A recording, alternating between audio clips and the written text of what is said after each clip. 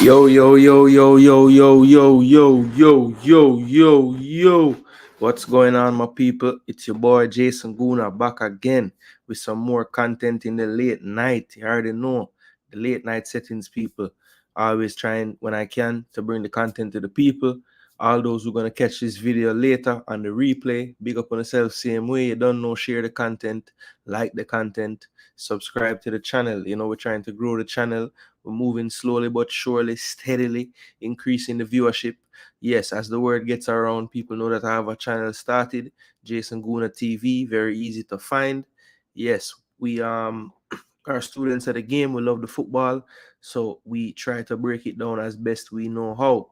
Yeah, so in the building, you don't know, late night session, late night settings, as you can see in the title of the video. How can Reggae Girlz bounce back in Salvador? No, people, we're not playing El Salvador this time. We are in Salvador, Brazil. That's where the second game will be taking place tomorrow. So we're going to discuss that. Definitely discuss that as well. Um, Take a look back at the first game as well that they played in Recife. See how that went. See how the tactics looked. See if we can, have the game look more like the World Cup match versus Brazil than the first friendly played on June 1st. Yeah, we want to look more like the World Cup one, right, people? So we're going to look at how that can happen. Definitely, we're going to discuss the Reggae Boy squad update. There was an update today with a player dropping off the list and one being added. So we're definitely going to touch on that. And also, we have an opponent to play on June 6th, people, and they are the Dominican Republic. So what we're going to do, we're going to try to look at some previous games of Dominican Republic, try to look at their squad, try to see if we can locate who would be the danger players that we need to keep an eye on for the match on June 6th. Yes, and of course, it's a couple days till game time. We had a new addition to the squad, so we're going to adjust our squad, look at that as well in a tactical view, and try to see if, we can come up with what we think could be a good strategy after learning a bit more about Dominican Republic players. So yes, people, that is the format for the show tonight. Of course, it is the late night segment, so we're not really sure how many people will be still be tuned in at this time or the hours of night, but we want to push out the content because we have the time to do so, and we know that we get a lot of our viewership on the replay. So we're not feeling no way putting out the content at this time. All right. So all that being said, people, remember there's a couple of ways you can really help out the channel. First and foremost, when you view the content, like the video, right? Um, Stick around for a little bit. Watch the content. They tend to be long live shows.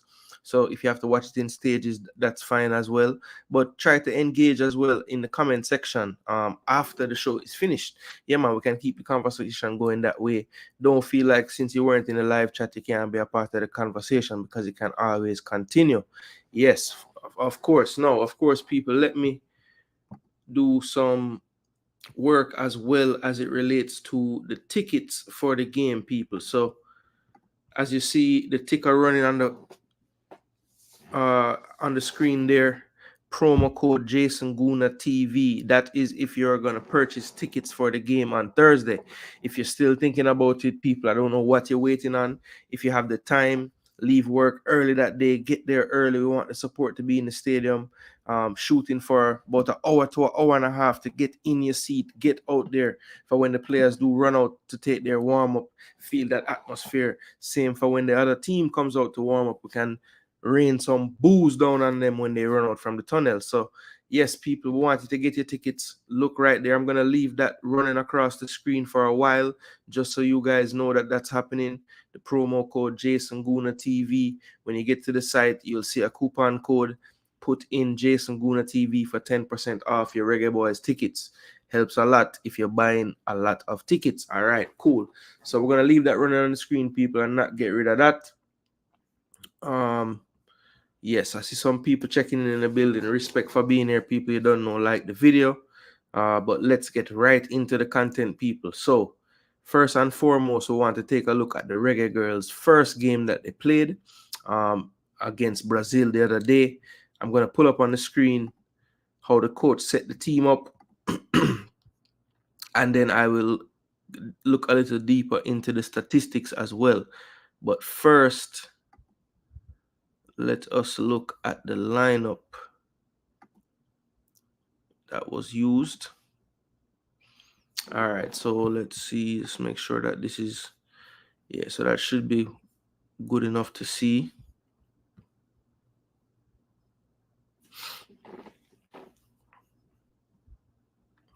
All right, so let me make this larger. All right, there we go.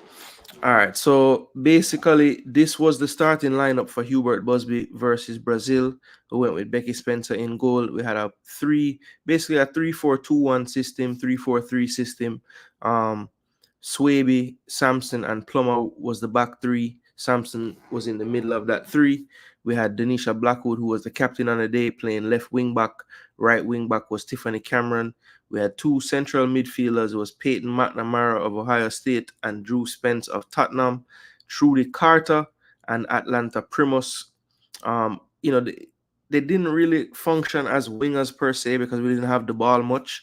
So as you can see on the graphic here, they did spend a lot of their time kind of tucked a little bit infield. So it took the shape more of a 3-4-2-1, with McKenna being the lonely striker in the system. So I thought, with them to go with this system, I thought made sense on the day because I remember looking at the squad, they were a little light in the right and left back position.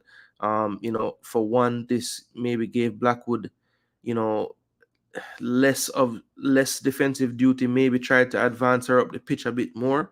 But of course, against the likes of Brazil, she did a lot of defending on the day, and it was for the most part a back five. But Brazil did a really good job of not rushing their attack. And so, I think that they basically were able to attack us with us mainly in this shape. And what ended up happening was a lot of isolation, especially on Kanya Plummer's side of the pitch, which ended up to be a lot of the problems. And that was started really early in the game. I think the first attack was over the top down Plummer's side, and she got beat on the wing, and some good defending cleared the ball, but it was really the opening signs of what was to come in the match.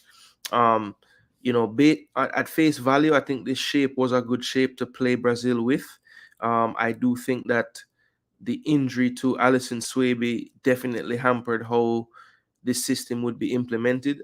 While I think Swaby is definitely, um, you know, Swaby definitely would be able to handle that isolation on the flank a bit better.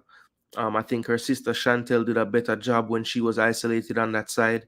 Also, I think Blackwood's, instinct with this team is a bit more defensive than even Cameron's. And so I think she understood, not to leave Swaby on an island quite as much. I think, Plummer was left with a lot to do in her defense. And I think a part of it was just the way the system was. Brazil was smart. They would have those triangles on the left or right side of the pitch. And what that did was kind of keep Cameron, Spence, Primus on that side, all engaged further up the pitch. And then when they did play that ball that broke the channel or broke the line, there was always that isolated diagonal to play to Plummer or Swaby side. But they seemed to be picking on Plummer, especially in that first half. So yeah, let's take a look. This was how they looked on the screen. But what I want to do as well, people, I want to go ahead and show you the stats from the game. SofaScore did have a full breakdown of everything, so we're going to look at that as well. Let's see here. Let's make this a little bit larger. See how this is looking here. All right, yeah, so that should be very visible to the viewers. Yep, if you're just joining, people, like the stream. We are running out in the late night segment as we always do. Let me see. Let me just share this around a little bit more.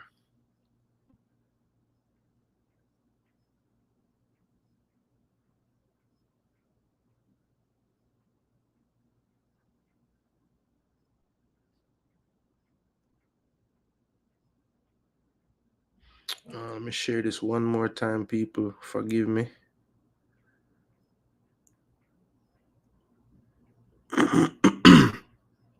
Yes, people, this will give you a chance to hit the like button. Subscribe if you're new. I notice about half of the people that watch the videos still haven't subscribed.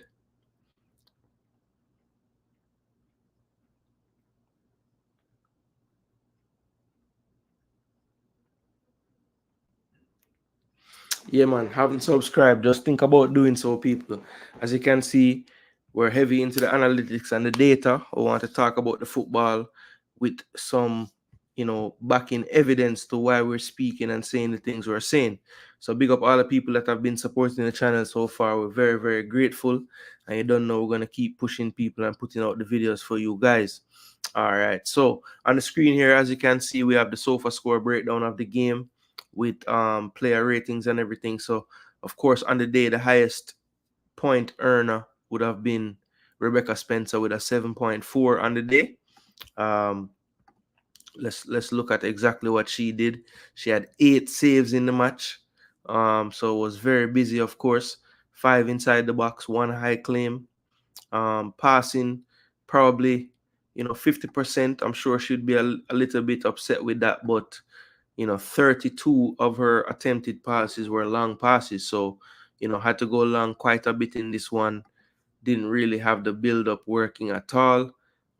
She won her only ground duel and she did have a successful dribble attempt as well. So she was calm under pressure one time there before booting upfield. So a 7.4, the highest rated player on the day. Probably if you get 4-0 and the keeper is very busy, that's probably going to happen. As you can see, Kanya Plummer was the lowest outfield player on the day. I thought she was, very isolated in these spaces right here. As you can see, her heat map, really in this right back area of the pitch.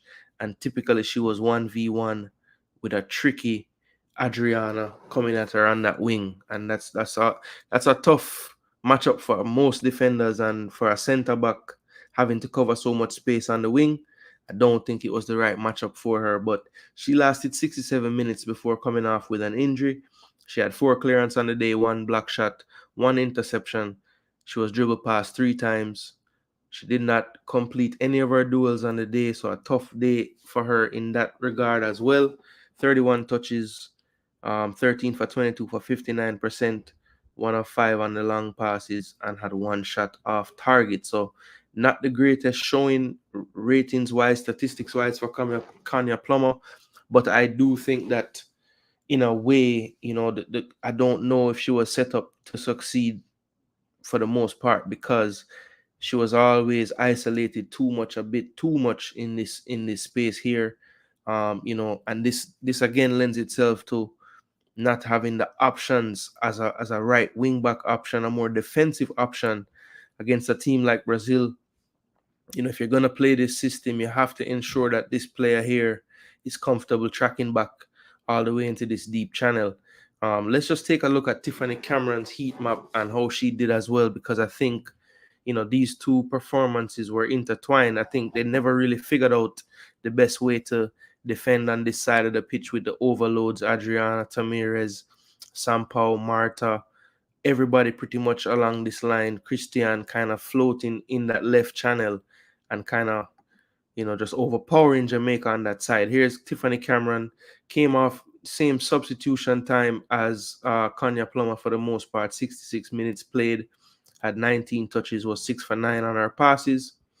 Lost the ball 6 times. Let's see, she was 1 for 3 on her long passes, 0 for 3 ground duels, and she had 1 interception on the day. So all in all, a tough day. But as you can see on the heat map, her touches were basically in her own third, so she was back defending. But if you look here, didn't have any touches really all the way back here defending. And again, I don't think that if it was to be a back 5 when we were defending, I don't think it ever quite got there. And we're gonna look at I think they have this mixed up here. Chantel actually played on the left side of this back 3. So I want to look at her first, and then I'm gonna look at Blackwood as well, just to show you, I think, how they better dealt with that threat on the left side in this back 3 system / back 5 system. I don't know if Tiffany and Kanya had the best relationship together as Chantel and Denisha did. Let's see if it's evidence at all in the statistics. So Chantel had a lot of touches in the middle of the box as well. So even though she was the left side of that back 3, she did have some plays where she, was tucked inside helping out. Also had some in this channel as well. But let's look at the game by the numbers. 89 minutes played, which is amazing because She never came off. So that's amazing at 8. I don't know how that's possible.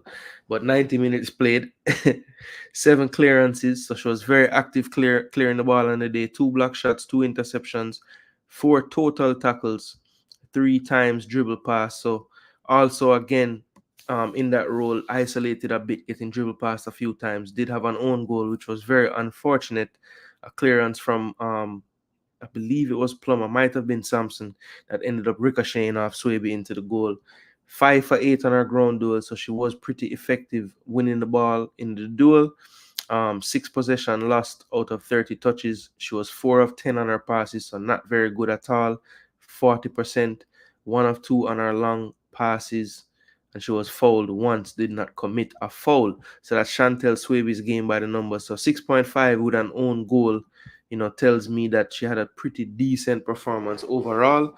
The passing accuracy, not great, but I don't think anyone on the day would have had some, because Brazil really put the press on us when we had it and didn't really give us much room to breathe. Denisha Blackwood here, as you can see, if you notice this compared to Tiffany Cameron, Cameron had no touches really past, I'd say, the middle third on her side of the pitch. And if you look at Denisha Blackwood, she does have some areas here where she got some touches and got on the ball, meaning she was just a little more willing to track back and make it that true back five, which I think is why this side maybe didn't have as much action going down it as us defending on the opposite wing. So that's Denisha Blackwood, 90 minutes played, captain on the day, as I said, 45 touches. So a lot more involved in the build-up than even Tiffany. I know she played some extra time than her, but even still, I think Tiffany Cameron had maybe 16 touches or so. When you look at Denisha Blackwood, who played an extra 20-something minutes, 45 touches. So clearly, more involved in the build-up play on this side of the pitch, maybe getting a bit closer to Chantel Swaby, giving her the ability to maybe play some passes there. So 12 of 17, 71%, not bad on the passing. 0 for 2 on her crosses, 2 of 4 on her long passes. She did not win a ground duel at all. She was 0 for 7, 14 possession loss, 1 foul.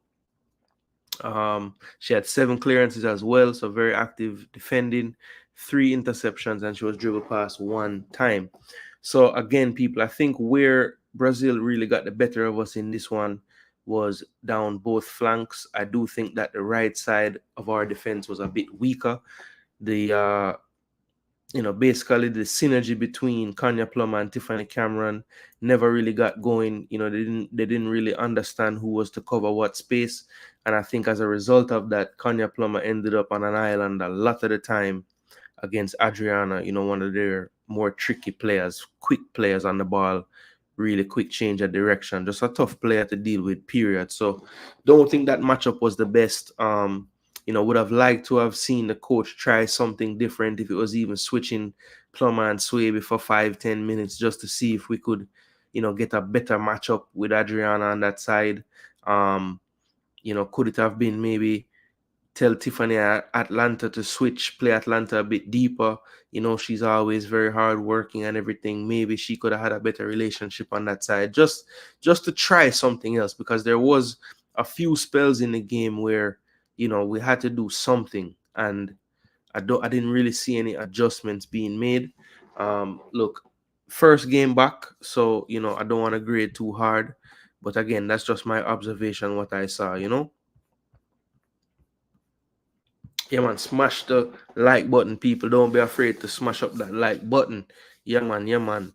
Um, yeah. So one other thing I wanted to show you guys, people, that I thought was pretty interesting as far as the statistics go. So they have the average positions of the players here. Now this is Brazil's team. As you can see, they're attacking below. So they're heading towards the bottom of the screen there, and you see all their players pretty much almost out of their half. The 4 attackers, average pretty narrow, but what this did was it kept our midfield players and even the 3 center backs very narrow. So when they did break into these wide spaces, we didn't really have any coverage there.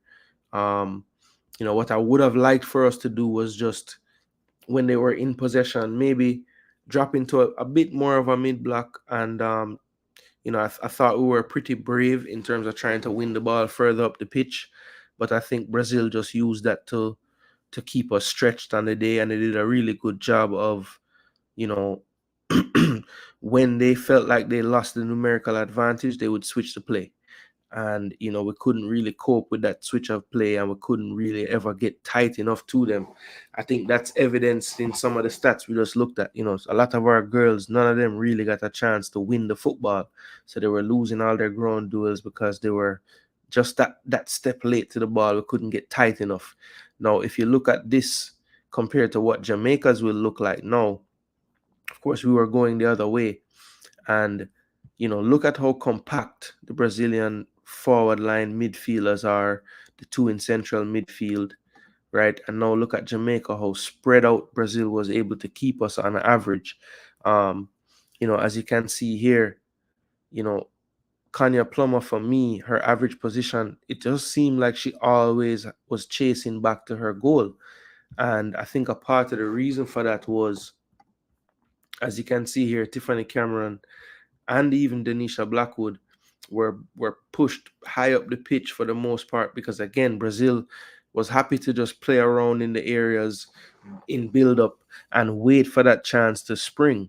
And I think they did a great job of, like I said, just keeping us not attached enough to each other to where we could get tight enough to win those balls in possession at any point, really. They just were able to pass around us too frequently. And I think that this space behind the number 5 and the number 15 there is what they really, really exploited on the day. Kanya Plummer just seemed to be, chasing towards her own goal constantly. Her average starting position could have been a bit better. As you can see here, there's no reason why, she's kind of pushed so far up from this back three line on average. So again, I think, clearly she was the one of the three that the coach had said, listen, if you have a chance to follow or track one of these midfielders, because Brazil also did a good job of these four really interchanging. We're talking about Ludmila, we're talking about Marta, talking about Christian, and we're talking about Adriana. Now, Adriana was on the wide side for the most part, so was the number 7 on the other side. But Marta at times was making an overload on the left or on the right. Same with Adriana. She would pop up in the middle channels as well. Christian, mainly floated within the area of the 18-yard box, but she went to right or left as well. So they did a good job of being fluid and interchanging. And I think that's why when you look at the back line of Jamaica, if it was a true back three, the fact that one of that three is on average pushed so far forward, you can tell that we didn't do a great job of keeping the shape. And, that's to be expected, to be totally honest. New coach, new ideas, and we're playing a team that is very difficult to contain. So, he kept his word. He did not sit and bunker back at all. I thought he tried to take the game to Brazil, but, in the end, you do see that there are levels to this thing. And, that's what ended up happening on this occasion. So what I want to look at now, people, before we move on from the Reggae Girlz segment, is I want to pull back on the screen now the tactics board, and we want to try to predict what Hubert Busby might bring tomorrow for the next game against Brazil. So I have a feeling, people, like he will not change the system, but I do believe that he'll want to have some different names on the starting sheet. So, Peyton McNamara, I thought, for me, was a surprise starter in midfield. I do think that she played the entire game and did well in terms of just the effort that she gave and everything. But I think for this one, we're going to see Peyton not start. I know we saw a cameo from Jade Bailey. We didn't see Izzy Groves at all in this one. So a part of me wants to say this coach wants to see all the players that have come.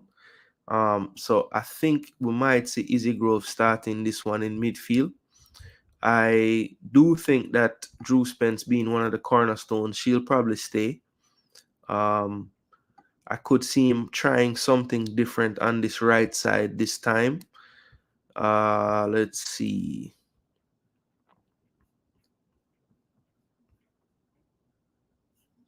Well, this is a tough one. I think Mimi would be a good option on this right side as a right wing back. Can also operate as a right midfielder. So that would be a good option. I do think that just due to lack of options on this left wing back area, I think Blackwood probably starts and keeps her place. I think Primus might play again. Let's see. I think Trudy might not start this one. We saw Soleil come on at halftime. We saw Cam come on as well. I think for this one, he's probably going to give Cam a start. So Cam Simmons. Primus might get a rest this time. So haven't seen Jody yet. Soleil came on. Paige came on.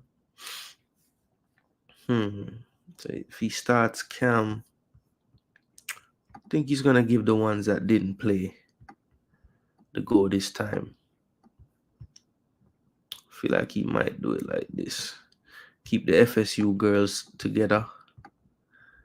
Keep Jody and Den together.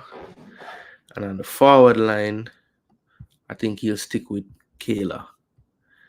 Now, my hope is that Alison Swaby is good to go for this one. As I said before, when Kanya Plummer came off the pitch, they did go to Naya Cardoza from the start. Looked to be a pretty athletic player. Didn't really see that much of her on the ball because we were under pressure for the most part, but looked to be a pretty good athlete. So maybe could cope with that space that sometimes happens to be left. Also, Mimi has a bit more of a defensive mindset than Tiffany Cameron for the most part. So she might be able to work in tandem a little better with this right center back here. So if he keeps the same system, people, I think we'll see some different faces this time. I hope that Swaby and Swaby can be together again. And I would have them flanking Vian Sampson on the back three. See if there's any option for Sampson. So Lauren Reid hasn't played either.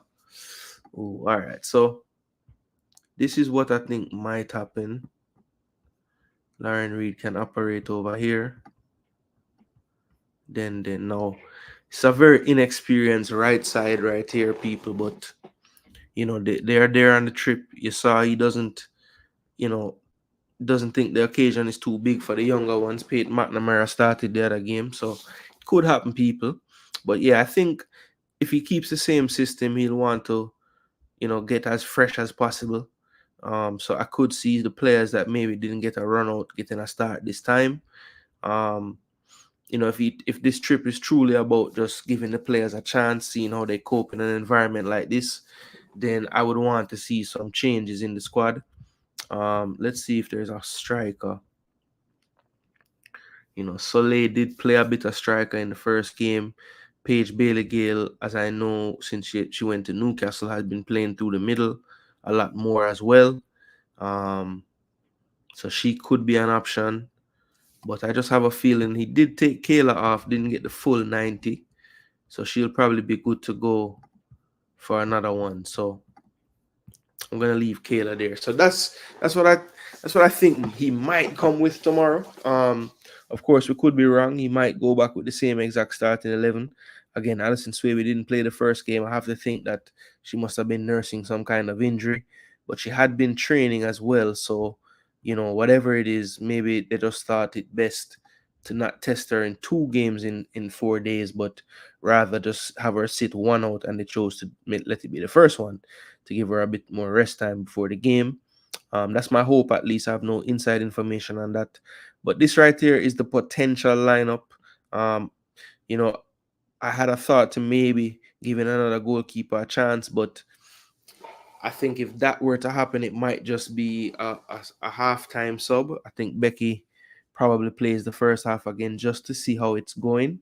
And if we're in a tight one, she might play the whole game as well. But yeah, this is what I potentially could see the coach doing. One eye to getting to make sure that everybody gets on the pitch that's there. Some of the ones who didn't play in the first game, Lauren Reid, Izzy Groves, Jody Brown, Mimi Van Zanten, those were the ones that I would think we would want to see on the pitch this time, just to try to balance the minutes in the team and get everybody a look in. Again, this is some quality opposition that we have the privilege of playing, so we want to put out a team that, or we want to give all the girls in the team a chance to play. That is vital. If they're there, they might as well get on the pitch and get some experience, because for the most part, a lot of these girls probably form the core of what the next campaign is going to look like. So, yeah, people, that is what I think they might come with tomorrow. Similar system, similar formation. The hope is to get a bit more territorial advantage so that these two can actually operate as wingers at some point, and we can get these people pushed up the pitch as well. But again, the key in stopping Brazil, the relationship between these five when we are defending. We don't want Lauren Reid to be isolated in these areas like Plummer was, and we don't want Chantel to be isolated in these areas either. Blackwood and Van Zanten have to do their best to get down into these areas and defend when they can, and not make this back three become what it became at times last time, which ended up being like this, a back two with the wing backs caught up the pitch. So yeah, people, that is what I would be looking at. You know, just try to have a bit more confidence on the ball as well. I know it's tough because Brazil press you guys, but we have to believe. We have to believe in ourselves. Another thing that I would like to see a bit more of, people. Brazil did a great job of, in these general areas, just getting wherever they wanted to get. We couldn't get tight enough. So, when defending and we drop off and we get into our shape, I would love to see Simmons and Brown tucking, as much as possible, just to try to get this middle area here in the half space a bit more covered, and these four can kind of shift together to keep that blockade to the final third. So I would love to see a bit more synchronicity when we are transitioning from defense to attack, and I think that will get better as this coach gets more drills with the team. But yeah, that's my 2 cents on how we can maybe better cope with Brazil's threats on this particular matchup. So yes, that would be the lineup potentially for tomorrow. And I will not be able to do a live stream for it or anything. I will be working at the time of the match, but I know that iMax It Football for sure will be live streaming that one. So I'll probably be over there watching it and in the Discord so I can watch the game as well. Hopefully we can get the footage this time nice and proper and clear. Yeah, man. So if you haven't already, people, subscribe to my brethren JD and iMax It Football. Most of you, I'm sure, know the channel, but yeah, very, very opinionated analyst of the football, and definitely always one that you can count on to bring the girls' content to the people. Yeah, man. So that's probably where I'll be watching the game tomorrow, and we'll definitely do a review after the game. Of course, what Monday night now. The game will be Thursday. Definitely going to be creating a live watch along stream.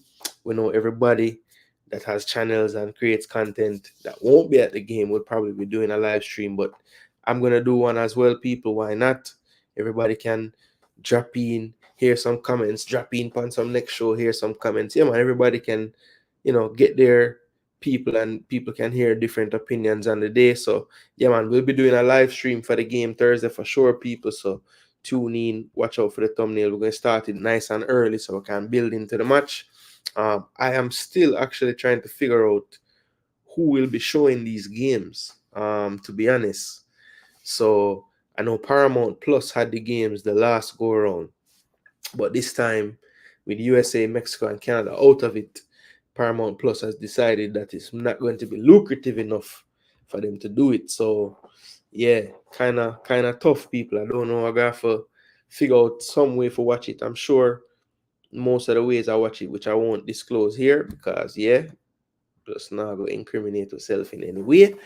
But yeah, we have some ways for find games, people. So hopefully we'll get through. But yeah, man, we're gonna do the live watch along for the people then because yeah, why not? Why not? Yeah, so had a long discussion just now talking to the screen. So I'm gonna check in with the chat and see what I go on. Swamptivity say big up Gooner. Big up yourself, Swamptivity. What a name, bro. Big up yourself, Jampiel fan. Yeah, man. Enjoy the video. I watch a video today with your talk about the top of leaving Mount Pleasant and thing. Yeah, man. Respect. Bianconeri boss. Bless up yourself. Italy biggest fan. Jamaica, the first team though. Yeah, man, I'm gonna go there match Thursday for sure. Next up, Sports Talk, big up energy. Yeah, man, the devil Ryan, I blaze some fire. I see some buckle fling after you, brother. But you dodge them well. Wouldn't be facing Den nor Plum at the little of the game. I watched them never look good at all. Yeah, it was a tough one, man. Brazil really took out the frustration of the World Cup and in this one for sure. Marta turned back the years and start make some people look really average, you know. Bless up yourself, Float. We're there in a building, bro. They definitely look like they lack rhythm and cohesion in that first game. Yeah, and it's to be expected. I mean, Brazil is not a joke team, people. And the coach really, you know, he kept his word, man. Honestly, he didn't at any point, you know, just change it up and say, listen, let's just drop back and sit back.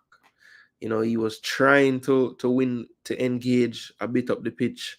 Now, of course, once we got more tired, the press, you know, wasn't as you know, boisterous, you know what I'm saying? But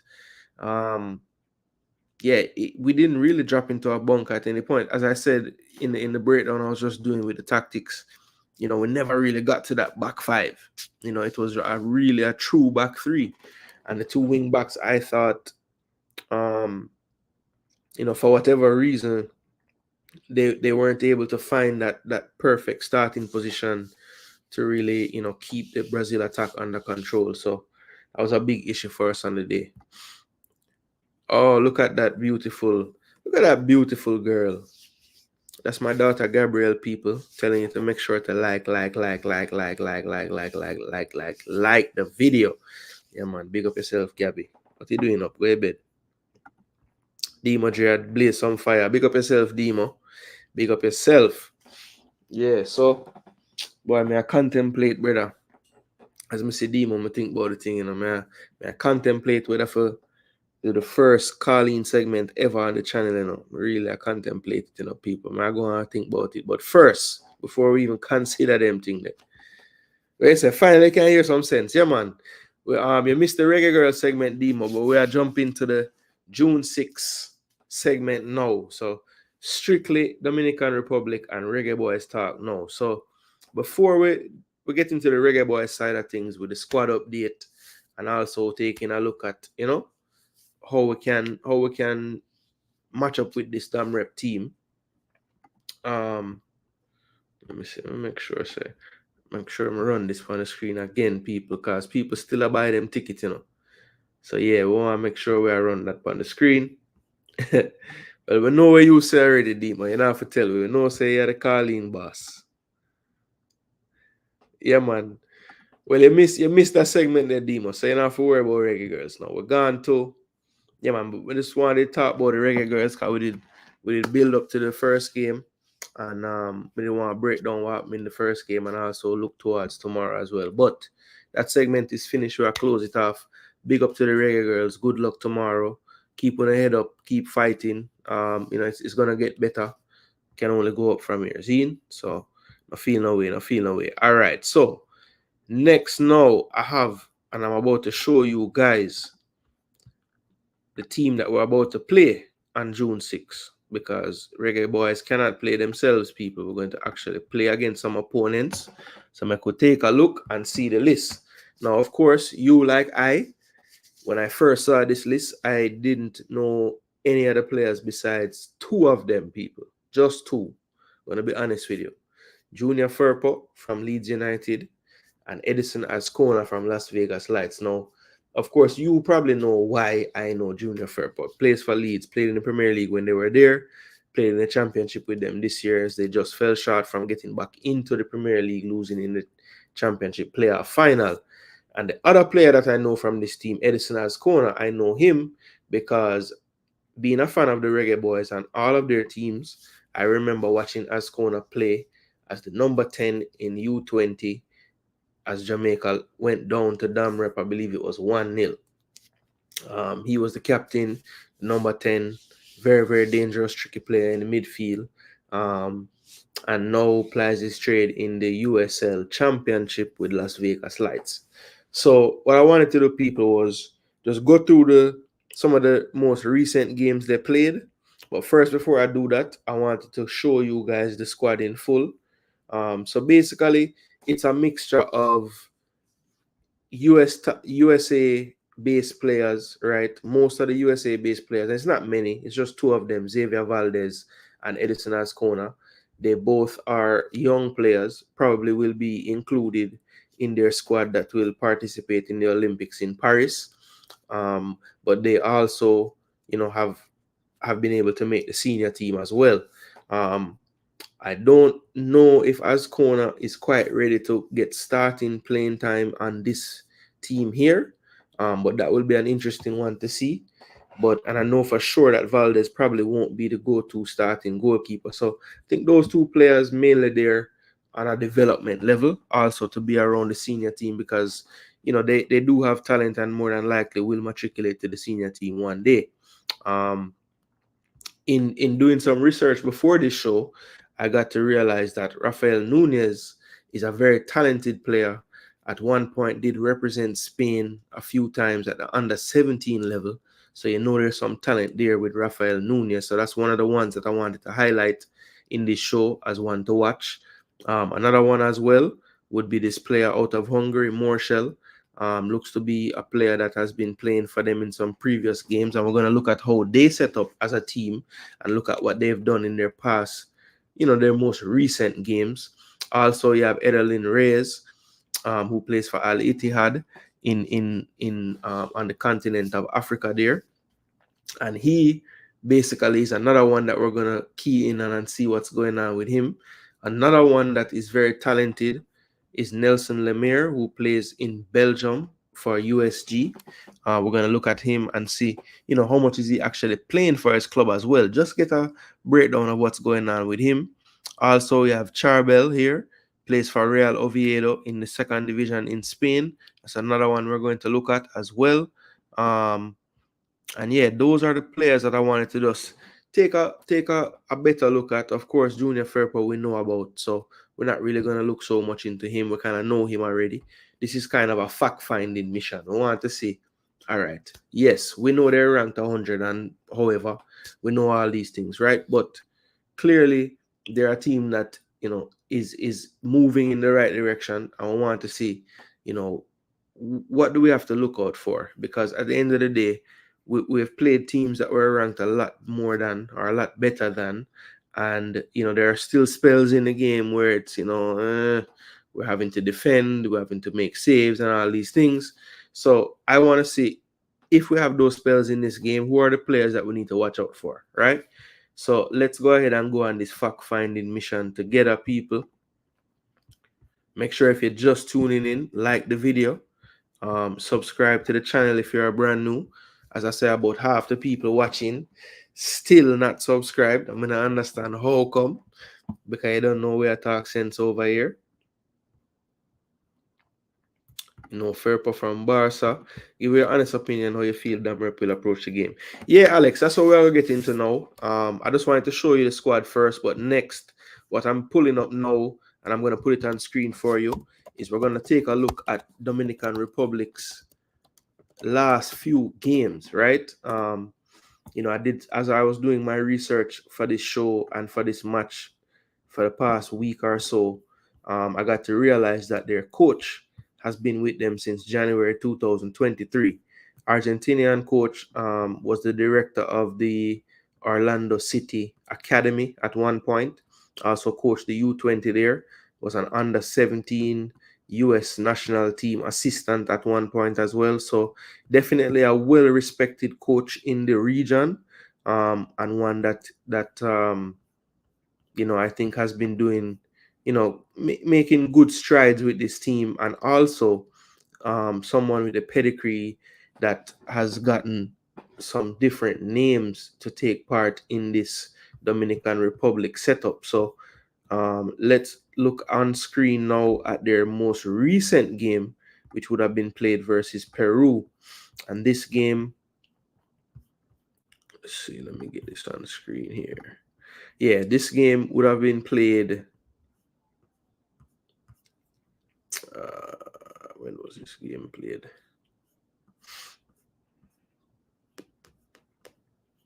So let me tell you.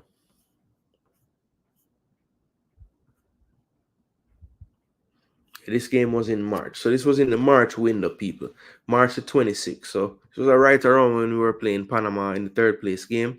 Peru played the Dominican Republic. Now, I remember watching some of this game. Didn't get to watch all of it. But I would say, before looking at any stats or anything, just seeing them play in previous Nations League matches and stuff, highlights and some time of some of the games, Dominican Republic is a team that like to possess the football. You can tell that they, have kind of a Spanish football background, short passes, overloads in midfield, really not really rushed to attack the opposition per se, but do like to attack in numbers, so they want to build play so they can move their team up the pitch at the same time, staying compact while doing so. They do operate in a 3-4-3 system, so look for their wing backs to really try to get up the pitch. These two players that flank the striker really have license to drop into the pockets on the inside, really to create that overload in the midfield, and they really do get their width from their wing backs. So Junior Firpo, they don't have a heat map for him on this game, but I remember watching this game and he really, controls and marshals this entire side. Very, very fit player. Jeremy Baez the same on the other side as well. Very fit team. They'll run the whole 90 minutes. So that is one thing that you'll have to contend with, just their sheer energy level, right? But I do think that their strengths lie in possessing the football. I think they're very, almost opposite of what their stats rankings wise might tell you. I'm sure you're going to be surprised when you see them possess the football. They do have some nice patterns of play at times. I think the knock on them will be, what are they doing with the possession at times? Sometimes they just do end up passing for passing sake. Maybe they could have attacked, but the guy turns the ball back and they keep possession some more. But where I think that will frustrate Jamaica is if we go out trying to press them, they will, pull us into, probably pull us more apart than we'd want to get. And if they do try to spring, maybe they could get in that way. But I do think that possession base is what I would call this team. As you can see in this game, it was a really even game, even though they lost 4-1 in terms of possession. It was 51-49. They had more shots on the day, which is funny, you know what I mean? The passes were very even, and Peru is a South American possession passing team as well. So, that goes to show what kind of passing organization Damrep have. So yeah, this game right here, I thought in the statistics themselves tell you a good story as far as, how they like to play. Because we have played Peru as well, and, the possession stats were not that even when we played Peru. Now, Dominican Republic, when you look at their squad that they picked, and you look at some of these players, some of these names are names that you will see on the day. So, of course, Junior Firpo, Morshell, let me see, Firpo, Morshell, Who else did I see there? The goalkeeper is not in the squad. So this goalkeeper here is not in the squad. Sambataro is another one that is on the list again. He plays for Cibao in Dominican Republic. Believe this guy here, Webbe, he's also in the squad. I believe he plays overseas in Spain at Real Oviedo. So he's one of the players that play in that second league, second tier in Spain. Actually, no, I think Oviedo is a bit lower than that. Let me double check that real quick.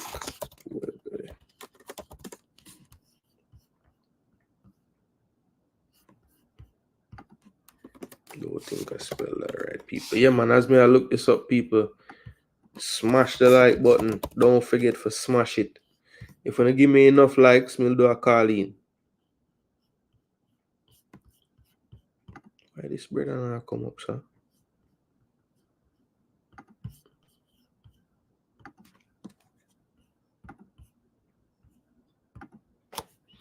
There it is.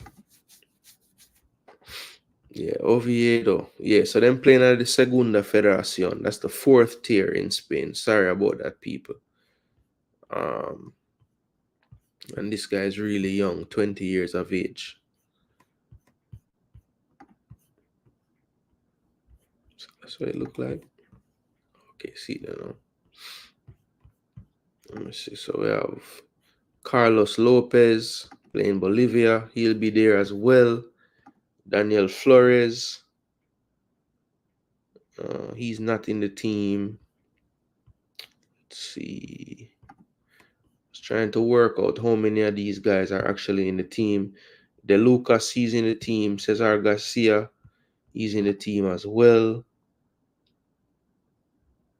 So basically, the back line, Firpo, Jeremy Baez. Did Jeremy Baez make this roster? No. So Jeremy Baez is not in the roster for the Jamaica game. So that's one of the subs. And the guy who came on for him is. So he may be the one playing that right wing back role.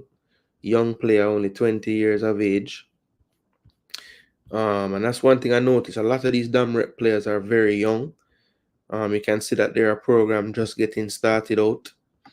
So as they develop and gain more players, they'll just continue to improve. But basically, 3-4-3 is the system. They play a possession-based game. I think the more we can harass them, get in their faces, I think that would be good for us. We'd want to make it a more scrappy affair than a clean technical affair. I think we can use the physicality to get around them, get in and around them, just make it uncomfortable for them. So hopefully we have the positive front foot mindset to break up the play early. I think if we get in their face and kind of force them to go a bit longer at times, that will get them out of the rhythm that they want to gain by keeping the possession. So, yeah, man, I think 3-4-3 possession-based system. Let's just take a look back as well on some games before this one, just to see how they went. So their last Concacaf game, and that's another thing to check, people, they have not been as active as we have. Once the Nations League ended with this game against Nicaragua, which they got a good result in, actually. 0-0 away to Nicaragua is a good result for Dominican Republic. On this day, as you can see, you're seeing some of the same names. I know Donny Romero Morshell will be around. Lopez, Sambataro, Cesar Garcia. But then there are some other names that aren't there anymore. So you can see they have been changing out their team almost with every window. There's a lot of these names that weren't on this last list I just looked at. So yeah, that is pretty cool. I'm getting a message here. Let me see what's going on with this.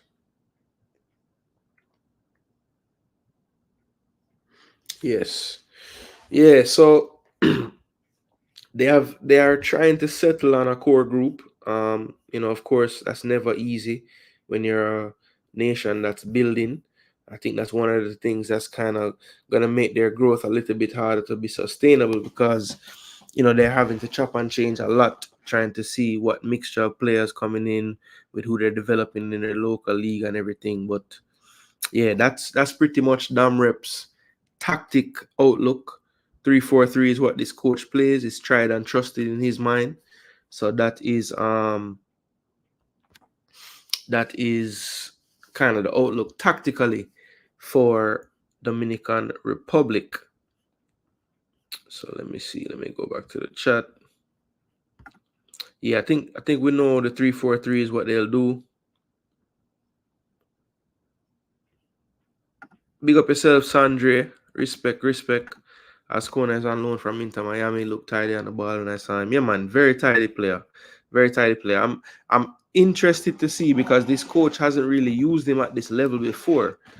This is kind of like a breakthrough selection for him. So I'm just interested to see, how the coach sees him. Is he really in this team to be an X factor, or is it just he's showing so much promise that we just want him in and around the squad? I think he definitely has the talent to play for this team, but there are some kind of more experienced guys that they could go to as well. So I'm just interested to see what they think, what the coach thinks about him, because I definitely think the kid is talented for sure. Definitely caused a lot of problems in the game we lost to Dam Rep in the U20. Definitely.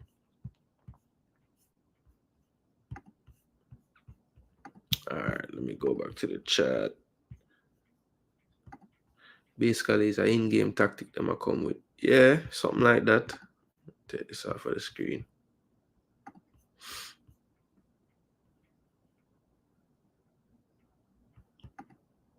Because Jay, last few games, we started the games good, meaning we get at least 2 good chances in the first.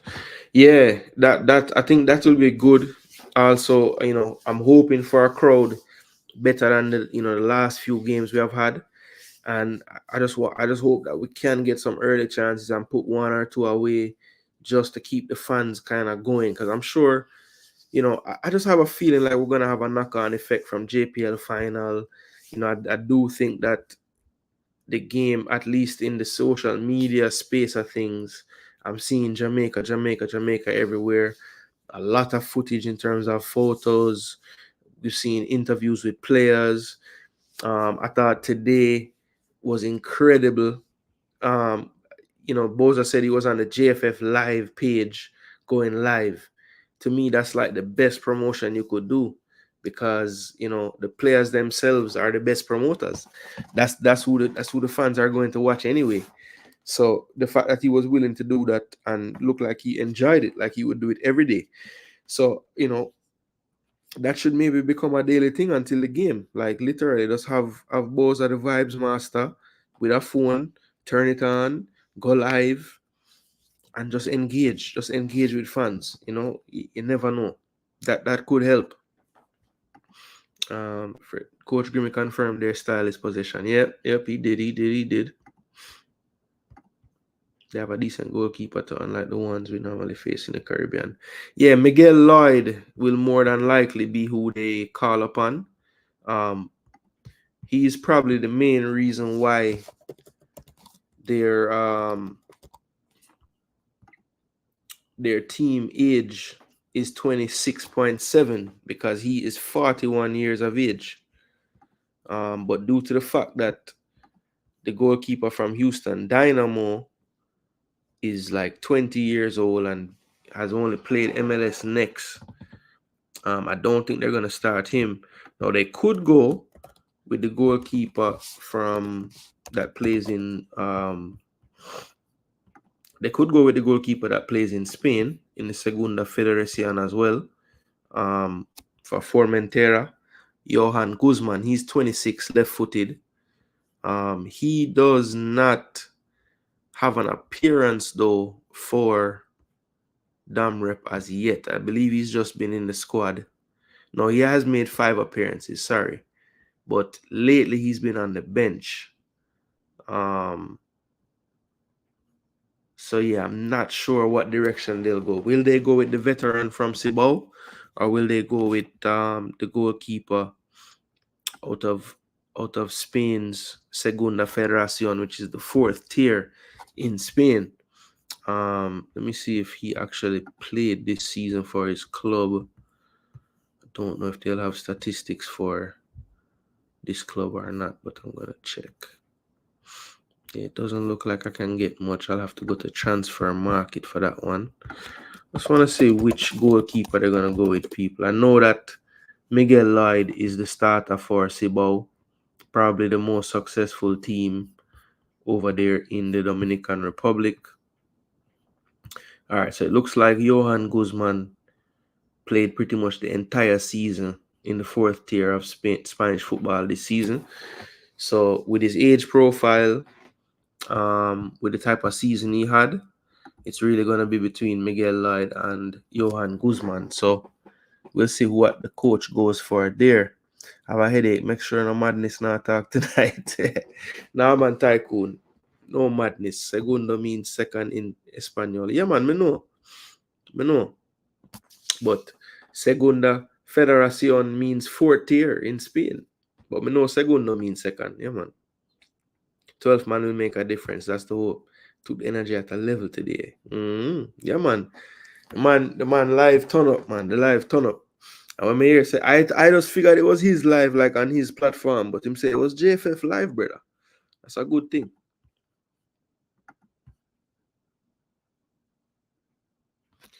No, I don't.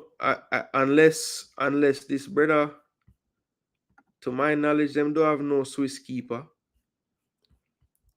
I put the team sheet on the screen. Here, let me put it back on the screen for you. So this was a post 6 days ago from Dominican Republic's Twitter. And this is the actual squad. Let me know if you can see that any better. Let me remove this comment. Hold on. So yeah, you see where it's a porteros, that's goalkeepers. Miguel Lloyd Cibao, he's the 41-year-old. Johan Guzman, 26. Formentera, that is the keeper out of the fourth tier in Spain. And then Xavier Valdez, young keeper, 20 years old, Houston Dynamo 2, really. MLS Next player. Has not made an MLS roster this season. So like a true development player right now for Houston Dynamo. So those are the three options. I don't think Valdez will get the start. So it's probably going to come down to Miguel Lloyd, who has a little bit more experience with Dominican Republic, but is 41 years of age now, or Johan Guzman, who had quite a good season, actually. 31 appearances, only 34 goals conceded on the season with 12 clean sheets. So good season for Johan Guzman. It's just up to, fourth tier of Spain. Is that better than the, number one team in Dominican Republic League and the wily veteran, you'd have to say, at this point at 41 years of age? So that is something to look to. Who will be the keeper for them? Yeah, man, Boza went crazy. Jamaica front line should definitely win easily. Speed, strength over them dumb rep. Yeah, everything points to Jamaica winning, of course, when you look at the teams. But again, want to just at least let people know that we are playing an opponent, and I just want to give you guys some background information on the opponent, because I believe it's important. It is what the coach will be doing. It's what the analysts of the team will be doing. They'll be trying to identify the problem areas that we might run into with this team we're going to face. So let me close this out. And now we want to go to transfer market, because transfer market will give us a much better picture as far as what these players are doing. So there were some players I spoke about earlier that I said I wanted to highlight. So one of them is Rafael Núñez. And we just want to see Rafael Núñez. He is at Elche, dual national, Dom Rep and Spain. And as I said earlier, he has 4 caps for the nation, no goals. in League Two this season only made 6 appearances. So not the most active on the season. But like I said earlier, did make 1 appearance for the Spain U17 and was in camp with Spain U16 at one point as well. Let's just look at the season and see what happened. Did he have an injury? Yeah, so he just wasn't in the squad for the most part for most of the season. So definitely still a development player. Now Elche, of course, this is not the 4th tier. This actually is La Liga 2. So, he's at a very decent level as far as where he's at in his club football. But again, not the most active. As you can see, joined Elche at the start of this season from Almeria B. So has been coming through the ranks. At one point was at Atletico Madrid. Looks like he spent some time in Canada as well. Back to Atletico Madrid. Then went on a free to Almeria B and now is at Elche. But again, not really getting that much time. So maybe one more for the future. But again, Dom Rep, the fact that he's in this league on a squad, that does put him in the pecking order to start for a team like Dom Rep, or at the very least get some meaningful minutes. The next player I wanted to look at was Ederlin Reyes. He's another one. Whoa, you guys not seeing that channel? Swear some share the screen star. My bad. Alright, so let me make sure no sound now forward from this. Alright, cool. So we're dip on it now. So I want to look up Ederlin Reyes. I think I'm spelling his name right. No, I'm not. There he goes. Alright, so as you can see, it says without club. So let's see what's going on with Ederlin. So he's born in Dominican Republic, 24 caps, 4 goals, plays left wing. Can play center forward and right wing as well. Right now, without a club, let's see. He was at Al Ittihad, which is in Libya, actually. So there's a lot of teams named Al Ittihad, in multiple countries.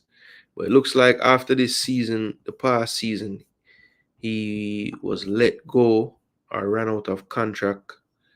So May 25th, 2024. So just left the club. Played this past season with Al Ittihad, though. I don't think Transfer Market has much stats on the player, but as you can see, market value at 1 point, about 600k. So definitely a player with some talent. Yeah, current market value right at 500k. So definitely a talented player, one that on the world stage worth $500,000. So nothing too bad to write about there. So this is definitely one of the players that I could see playing a big role on the attacking side of things for Dominican Republic as well. Another one in the list that I think is worth mentioning and taking a look at is the player that they have from Hungary, Morshel. Now he tends to play on the left side of the front three in the 3-4-3. Again, a player that's very comfortable cutting inside as well. As you can see, he's really an attacking midfielder by trade. Second striker, can play central midfield as well. So basically, Firpo on that left side is who they try to get the width from. And this player does operate more in the half spaces on the left channel. And will drop right into the middle of midfield to create a midfield overload. As you can see, in the Hungary top division, he had 31 appearances, 6 goals, 5 assists. So not a bad output for him. This is the total breakdown. Played for the most part in an attacking midfield role here, or sometimes at center forward. But yeah, that is what Marshall did on the season. 6 goals, 5 assists. Not bad returns at all. Hungary first division, not the highest level, but a very good level when it comes on to Concacaf competition. You've seen guys that ply their trade in various leagues be able to do damage in Concacaf. So, don't judge that he's in Hungary, people. He does play in the top league there. And very, very good at the club level. Just recently became a part of the situation here. It's only 6 caps, but 2 goals in those 6 caps. So not too bad returns there for Heinz Marshall. Let me see. All right, so that was another one I wanted to look at. Another one is Nelson. Yes, Nelson Lemire, people. This is the one that I think when I was doing my research was able to learn a lot about. So this is Nelson Lemire. He's 22 years old. This is not what I want to look at. Let's see, Nelson Lemire. All right, and he is at Yunnan USG, I will call them. All right, so he's yet to earn a cap for the senior team. But he also could represent Belgium. So there you go. This is one of the players that they were able to convince to come over. As you can see, he was playing in basically the young version of USG in the Second National. This was his season. He did make 17 appearances on the season, most of them at left midfield. So really and truly, if you look at it, this player probably will be one that would be like a successor to Firpo, or to maybe give him a spell.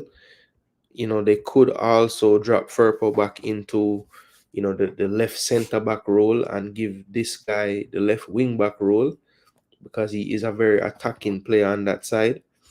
Yeah, so he definitely one for the future. 22 years old, talented player. One probably looking to get into that first team at USG very shortly. As you could see, at times he was captaining this second team. So most of the time, if you're one of the leaders on the young squad, you're definitely one that they're looking to try to transfer into the first team eventually. So interested to see how he progresses next season. But that is Nelson Lemire. Let's see.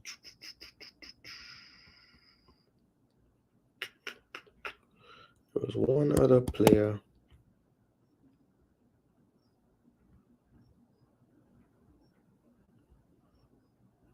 The Bolivian, yeah. So Jean Carlos Lopez. Like the stream, people. Like the stream. Yeah, I get all kind of information today. All right, so this is Jean Carlos Lopez, or Jean Carlos Lopez, 44 caps, 4 goals. So one of the more experienced campaigners in this squad. Plays in his native country of the Dominican Republic. For Real Santa Cruz. Actually, I'm sorry, he plays in Bolivia. My bad. For Real Santa Cruz. As you can see, the Apertura would have been the fall season, and I believe this probably started not too long ago, the Clausura. Yeah, the Clausura would have just started in May. That's the summer. Apertura is the winter. So yeah, that is the summer tournament that they have. He's only played 2 out of the first 4 games. Started both of those. So he plays in the center, heart of midfield, really kind of the focal point in the midfield in terms of, getting on the ball. He's what you would call their midfield general in a sense. So he's the one that we want to get around and try to break up play from. They like to go to him in the midfield. So definitely want to keep an eye on him. Big part of their possession base. So if we can get close to him, kind of stop him starting the plays, I think we'll have a lot of success. So that was just the other players that I wanted to look at. Jean Carlos Lopez, probably the local player that I think, I keep saying local, Bolivian first tier player. Definitely one that we need to watch out for, as far as them being the possession based team that they are. I do think that a lot will include him. Yeah, just recently left Sabao. That's why I remember the player, and I keep saying local. I remember him playing in the Caribbean Championship, and remember seeing that he was just a very influential player for Sabao. So yeah, he definitely is one to watch. I don't know what's going on here. Let's get out of this. All right, cool. So that is the Dom Rep team. Some of their players. Just want to see what was going on with them. Okay, somebody asked who kept for them in the Peru game. The Peru game was Noam Bauman. That's his name. He did not make the roster. I believe that is the gentleman from Switzerland that you're talking about. Yeah, because he plays over. I think he actually plays in Greece. But I do believe that Bowman is somebody that did play. He did play in that game versus Peru, but he's not in the squad. He's only made 2 appearances. But yeah, very strange that he's not in the squad because, based on where he plays in the world, Greek Super League is considered what a top, definitely a top 10. I want to say it's top 10. It might be top 15, but definitely a very well recognized league worldwide, especially in Europe. And based on the level of where he plays, he would be probably my favorite to start. So I would love to hear or do some research and see as to why this keeper is not in the squad for these 2 games, because yeah, he's on paper he looks like he'd be the most accomplished keeper they would have to call on. So 28 years of age, so good age. So yeah, he should probably be the one for the now and the future, but for whatever reason, he is not on the roster. And I'm not complaining. That's fine by me. So yeah, that's who was keeping in that game, Jean-Pierre fan, Noam Bauman, and that's the one that you were alluding to when you said the Swiss keeper. Big up yourself, Travis. Late night, yeah, man. Yeah, man. Respect for being here, Travis. You don't know. Big up in a cuz. Florida in a building. Big up yourself, cuz. Much love, much love, much love.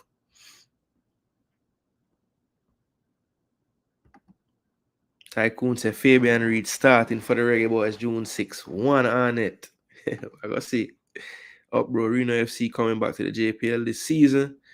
Yeah, man, Travis. Keep it posted on the Tier 2 Championship rounds. Don't know the semi-final are forward. So Reno finished 4th. Jeez.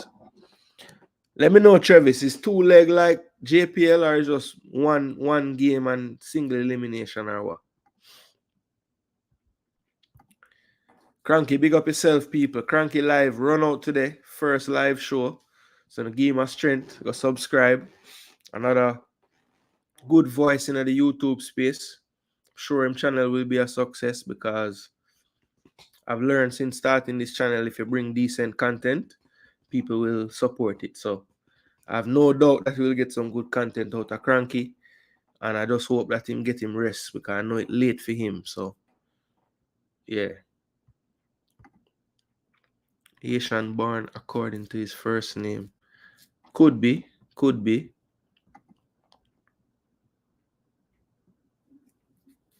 Oh, yeah, talk about Gene.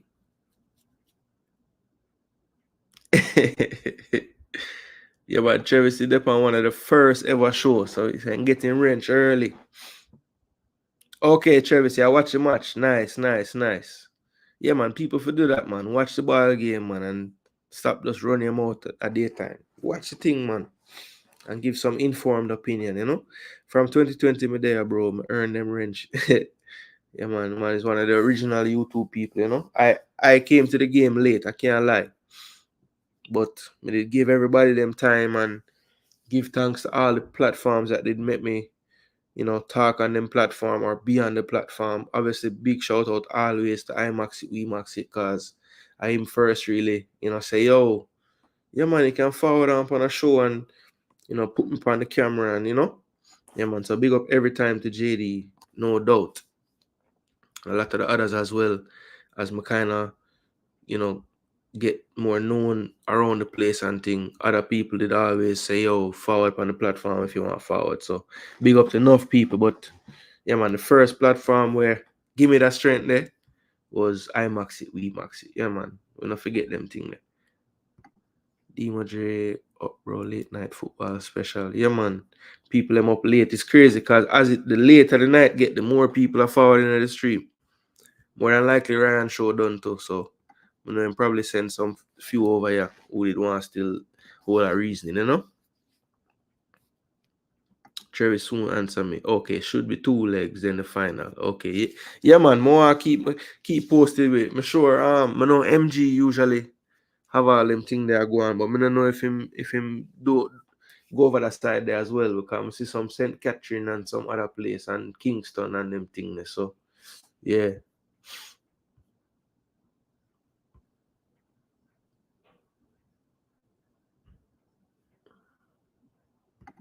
Cranky I dead with laugh. Cranky probably I laugh because I say I hope him get him rest. Yeah, man. True, no. Well, Cranky, I know the feeling, Cranky, because one of the things that people don't realize, you get you might realize it because you went live now on your own channel, but there's like at least for the first 30 minutes after the show done, and of course you want a video process and you want to do this, do whatever you want to add to it afterwards. But there's this adrenaline thing that I have where I can't, no matter how late it is, I'm going to be up at least another 45 minutes after the show done, because if you talk so long over and over and over, like your brain is still going too fast to go to bed. At least mine is. So believe me, people, I won't even say sacrifice, but in a way, it's a sacrifice to do this content. It don't feel like a sacrifice though, because this is not work or anything. It's easy for me to do something like this because I love it and I enjoy it, and I give a lot of time to it anyway. So I might as well let off some of that time with some of the information that I gather. So that's why we make content. You know what I mean? But yeah, people, listen. It's late in the night. It's like after midnight here in Georgia where I live, 11:30 in Jamaica. Yo, nothing wrong, people. If you drop 3, 4, 5,000 super chat, come on, people, drop some super chat, man. People them work hard to put out the content. Yeah, man, lights have to pay, bills have to pay, is it? So yeah, I respect all the engagement on the channel. I know people liking the video because I have good like rates typically. So I really, really enjoy that, and I respect that from the people. But yeah, man, drop some super chat, man. Why not? Why not?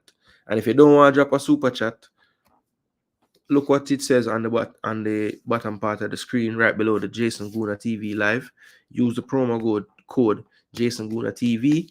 You get 10% off on the Reggae Boyz tickets at jff.football. JFF website, click buy tickets, follow the link where it's a coupon code.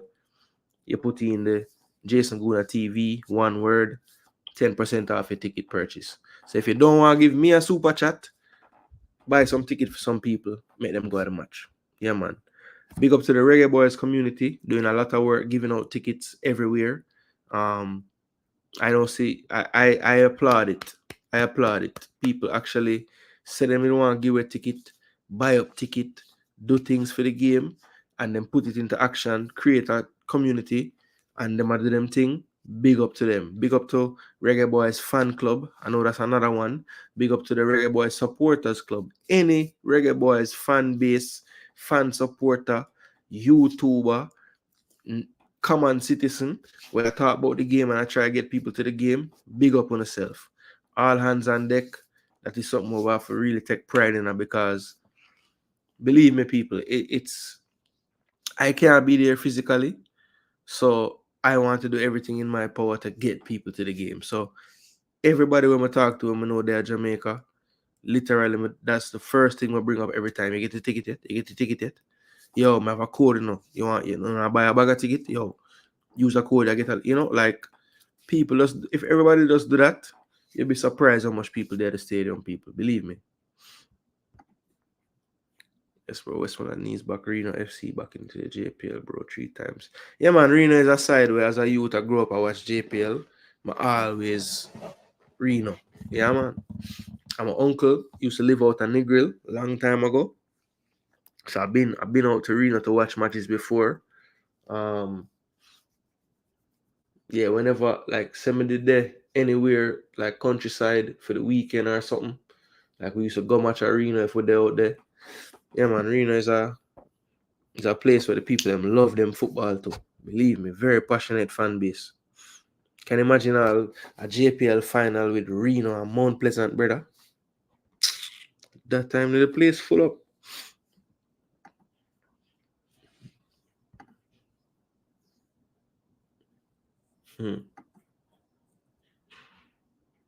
TV mechanic. Yeah, man. Feud about. Yeah, man, Tycoon. I'm channel that, man. Give my strength. Subscribe. I'm doing first live today. I never really catch all of it, so I'll watch back the replay to hear what he was saying in the beginning. But yeah, man, give my strength, man. Cranky definitely, me sure y'all get some good content out of that channel there. Yeah, man. Reggae Boyz fans no sleep. You see it, Z. As the later it get, the more fans are forward. Believe me. Like the dance, just I get warm. Respect Dre, respect Demo, respect Travis. Yeah, man. Just a put in the work, man.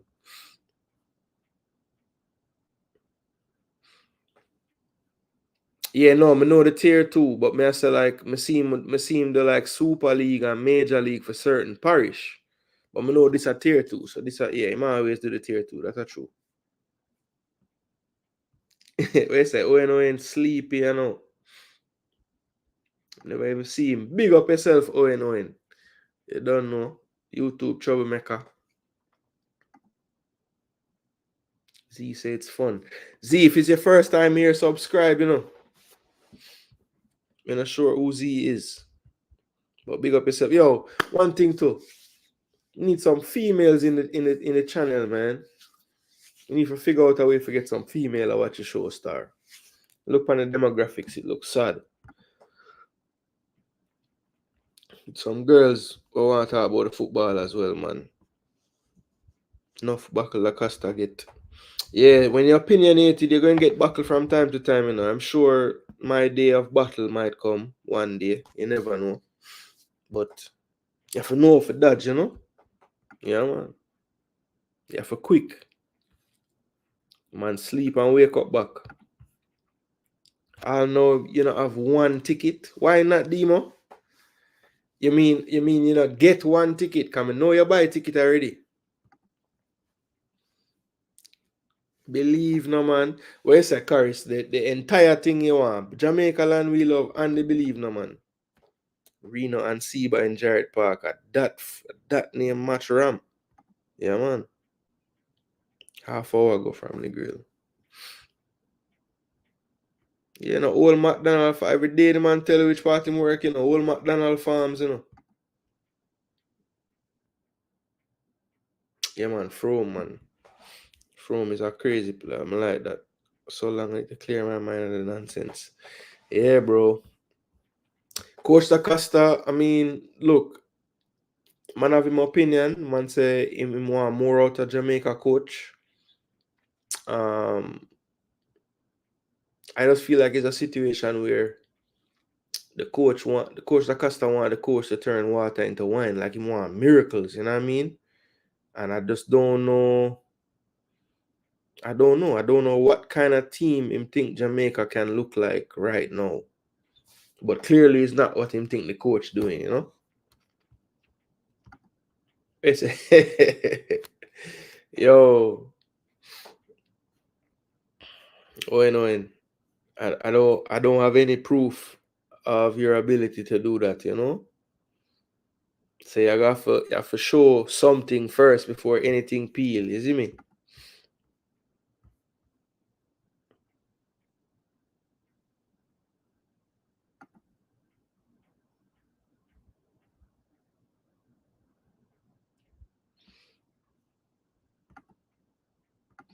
Fresh set a free ticket deal, man. Look. Yeah, me say Manning's man give my nickname there, brother. I don't know if it a go stick. Me not go repeat it. I go let Manning's use him word, you know. I don't know if it a go stick. If me see people start writing in the comments, then it'll start. But as me say, me not go put no flame on the fire, you know. Coach Akasa should concentrate on the kids where he lives. Well.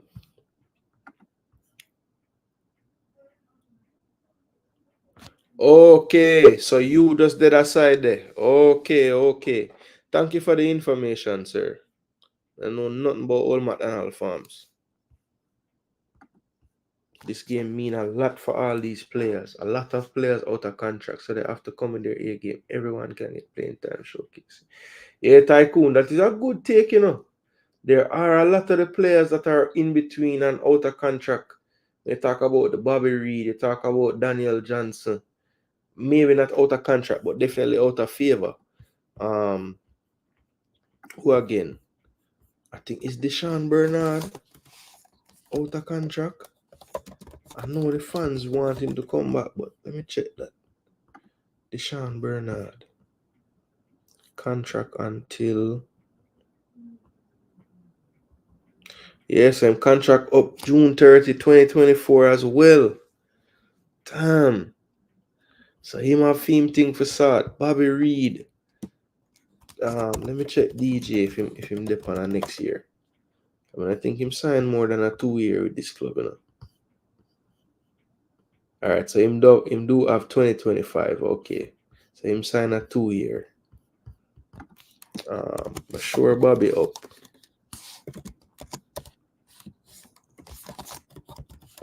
Feel like him gonna resign though.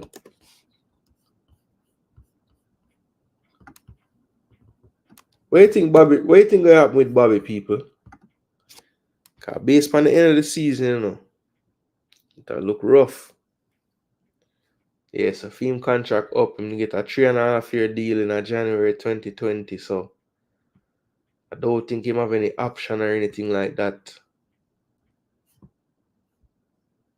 Market value currently 5 mil. Damn. That's a good way for look on the Tycoon. Man, them really a play for some contract. And next motivation that. And that's supposed to show it to people. Anytime man say, you know, or anytime people don't come to play and it's like a situation with the contract, you can just point to a lot of these players now, like a lot of them could have come with that story, but they must say, brother, we're there for World Cup, we're there for Copa, we're there for everything. You love to see it. Oh, you know, into Jamaica will not lose this game. Mikel as well, yep. Mikel Antonio as well. Boza as well with a situation, because I get the feeling like him no want to see back Russia anytime soon. And Basepan, yeah, I'm supposed to go back to Moscow June 30. And him contract expired, so I have 2 more years. Him contract expired 2026. So, you know, if I am Spartak Moscow, I don't want to get into that last year where it might go on a free. Because at the end of the day, Spartak did make a $8 million investment to get him. So I'm sure they would like to at least recoup that if they can. Now, currently his market value is 5 mil. You know, I don't know if 4 goals and 3 assists in 26 appearances on loan in League 1 is enough to get that market value back up to, you know, at least the 8 million. Probably not the value, but maybe they could get a 8 to 10 for him depending on where they sell him. And I would think the best time to do so would be now, because you don't want him to go into that second to last year where then, you know, if they don't get the move in the summer, or in the January window. Then you get into that last year where by the time January roll around again, he can start to look for pre-contract and leave as a free agent, and that $8 million investment, they won't get to recoup any of it. So, Boza is another one with that have a big summer transfer-wise coming up. So a lot of these players, as you're saying, people, they do have a lot to prove, and they're playing for contracts. Yeah, Antonio. Hector as well. My gosh, man, it's the entire team, Look up Michael Hector, people. It's a good tycoon. I love the comment in the car. It make me just pre a whole other angle. I never really did a pre. I mean, I was, but not like in the forefront of my mind. So yeah, him get extended last season till now. So that's another one. I think Hector will have a lot of suitors though, people. With his experience, 31 now, teams probably looking at it like, all right, he probably can give you a next 2-3 year. Looks to be a player that keep himself in relatively good shape as long as he can stay injury free.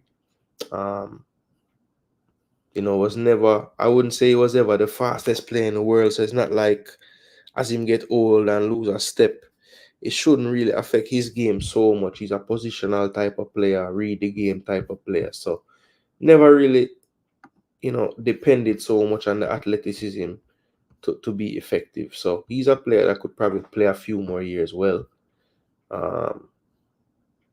Yeah, man, true, Travis. Tycoon hit the nail there, so a lot of them is a literal shop window for them. Big dish out a contract as well. Yeah, Owen. I believe a championship team. I heard Sheffield Wednesday was interested. They want to re-sign Bernard as well. I heard at least the fan base want him to re-sign.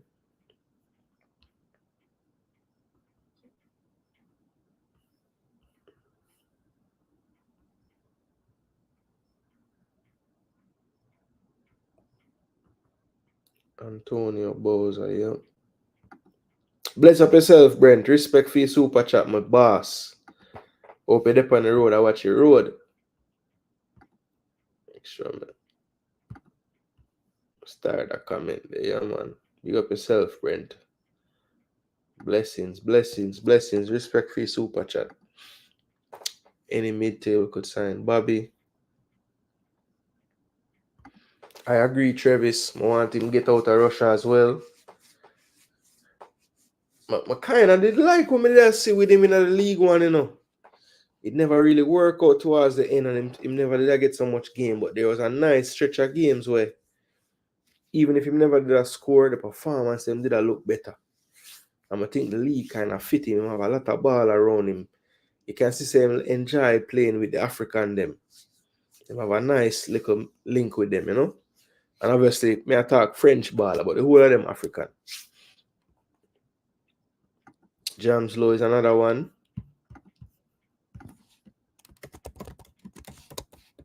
I have a feeling like James Lowe in the coach plans for the Copa, I don't know if I'm gonna make it in the end, but I feel like him in the end plans.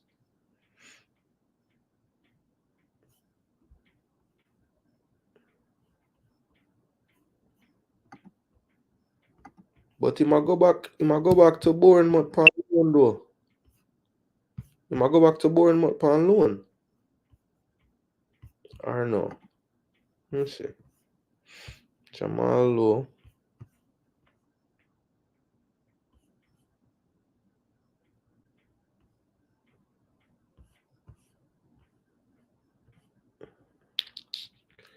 $1.5 million. Swansea loan transfer. Transfer done. So yeah, the contract done. So he's basically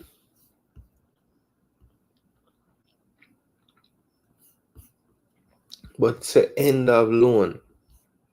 But it not tell me when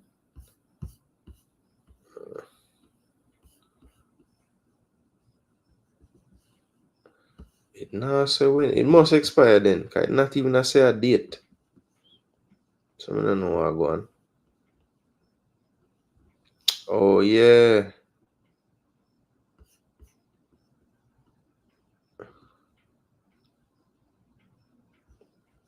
So Jamslow, another one. A lot of them guys. Even though I'm not in this squad. Out of contract too. Yeah, I did read about that, Alex. Very good read of the game. Nobody ever tell you look like Hector. No, never. Never. J Basco. Bless up yourself, Marlon. Big up yourself every time, brother. Would be good if Hector and Dish could partner at Sheffield. Very good. Keep it going, you know. Sheffield Wednesday want Bernard to sign with their team up the table looking at him. Yeah. I think them going to be it's going to be tough for him to stay there. I think he might be loyal to them. But I don't think him going to tie down himself so long. Because the free agent thing might get him for him to be a free agent might be the ticket for him to get to a bigger club, you know. So them not fork out no transfer fee. And him also can get a little bit more on him contract because them never pay a fee. 1.5 mil. Yeah, that's what Jamal Lowe is worth 1.5 mil owing on transfer market at least. Lowe returned to Bournemouth along with Jaden Anthony. Yeah, but when him contract up, Marlon, because I not get no info on transfer market, but the contract being up, that they confuse me. Because it just say, it don't even have a date, it just say contract expire and it have a dash. So I don't know why. Because usually it would tell you contract at the club in my return to when it expire. But it now say nothing.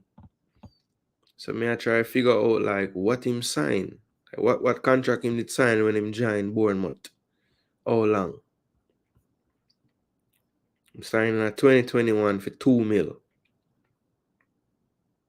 Then loan go a QPR, loan go a Swansea. Be alone. Can't get no chance of Bournemouth star.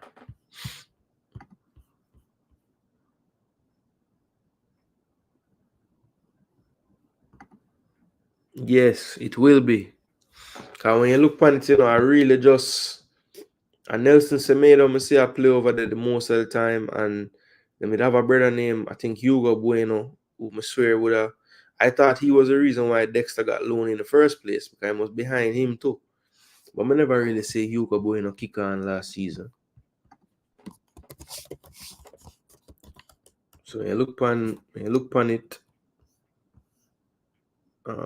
and Hugo Bueno really did play left back for the most part. And I have Ait Nori over there, so Hugo Bueno, so yeah, Hugo Bueno play 22 games, not bad. 7 starts. Still only 21. Yeah, so interesting. Dexter might be a window for him for sure. Wolves same need for stay. Yeah, I do remember seeing something about Latibo there in Portugal at one point. I don't remember which club it was though.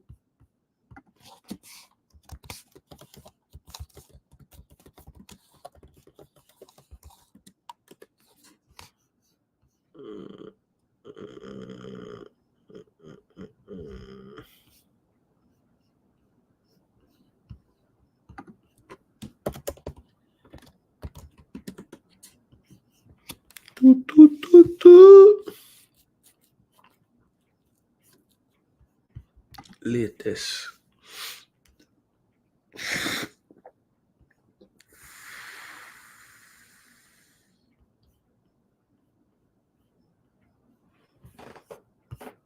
Yeah, I can't find it, but I do remember seeing that Owen. I can't see the club when they link to again. I can't find it right now.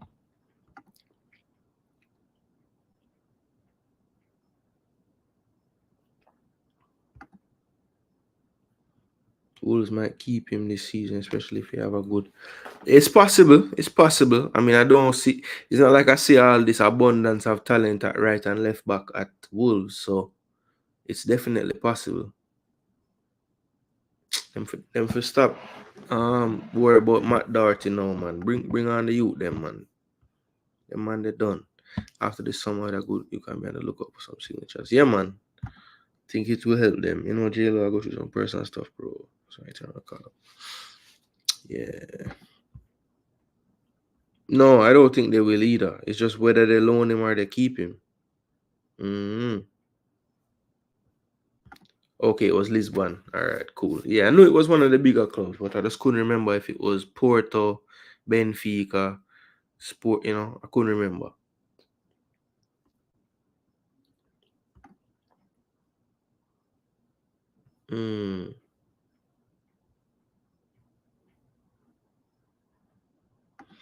Yeah, so on the marketing side of things, as I said earlier, get kind of sidetrack at a little bit. Respect for all the conversation in the comment section, make the show go and run. But yeah, today, Boza, incredible job. Just getting on the live, drumming up the support, building the vibes. I think out of all the things that have been done, I'm sure that was one of the most talked about things in the space. Bows are going on live. So again, I don't know if that was an impromptu thing. It just kind of happened organically. Make it a segment, man. After training, the bus ride home, players in good spirits. Make the fans see that. Make the fans say, oh, the whole of the ball of them did it. I'm a love how Bowser go around to every member of the team. I may never know Bob Marley have so much grand picking in the team either. You see, Bowser say, yo, from your ear plait up, you have braids, dreads, whatever. Yeah, Bob Marley son. So about grandson. So about what? 9, 10 grandson the man have, And the man say DJ the oldest one. DJ I laugh. But the whole of them are Bob Marley grandson. Bowser a joker, brother. Big, big joker.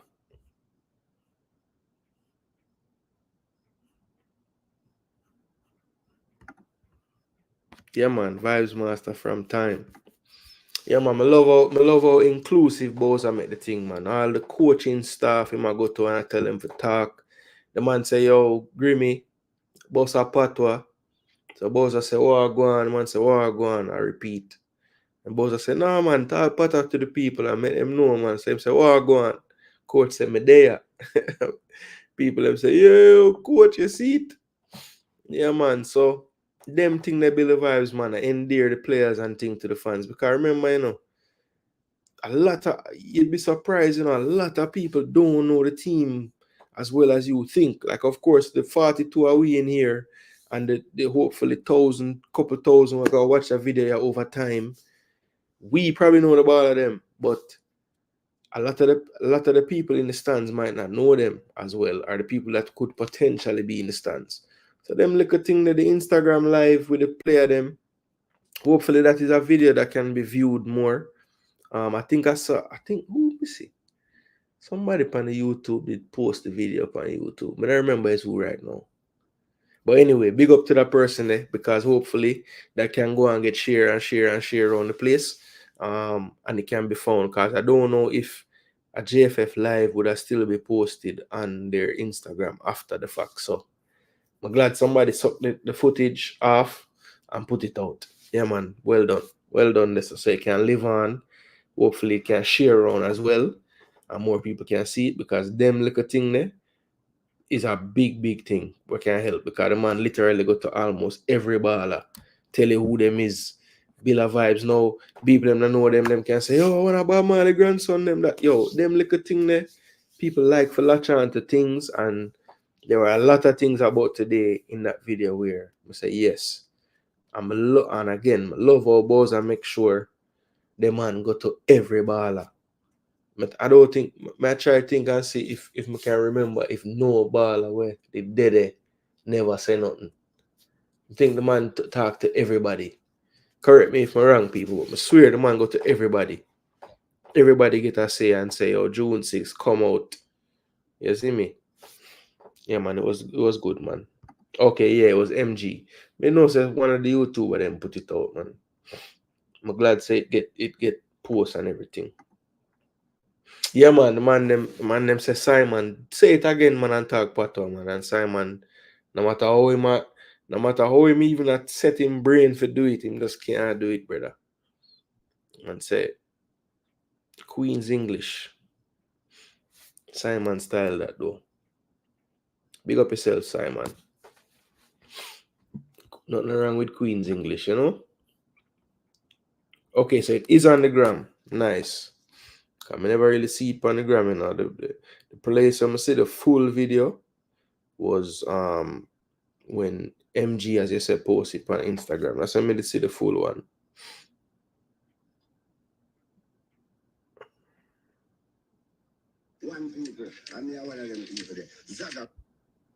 But that's just a reel though.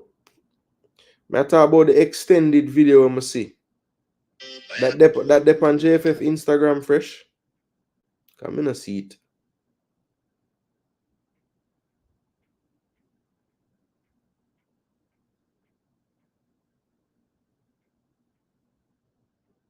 Yeah, cause this is just.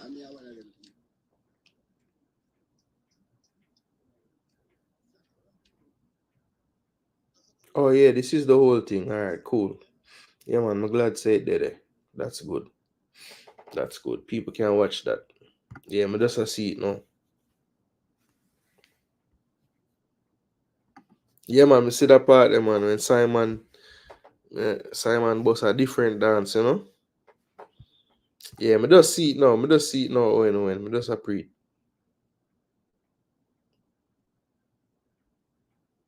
Tycoon no ram for beat Simon, you know. Jeez and peace. We say I get lazy and comfortable. I don't know Tycoon. I don't know. Until me day in them shoes, I not gonna talk about what him do and from what him not do. Because I'm sure say like the things what we want as fans, it probably take a lot more media people than just Simon. I mean, I think Simon have no help in that regard. In the official capacity of JFF, I don't think Simon have anybody else there. Especially since Bailey there, what name that? Brazil. I don't think Simon have nobody else. I could be wrong still, but yeah, I don't know. I don't know. It's not. I think you should look into Tycoon what exactly him have to do before you pass a judgment like him get lazy or something like that. You know what I mean? That's all me have to say about that still. But your opinion, brother. I'm not tell you enough of one. But I just think you might not too know the extent of what really are going for you make a statement like that. You know what I mean? Yeah, man, I pre that part about and bossa dance right in front of the elevator. Mm-hmm.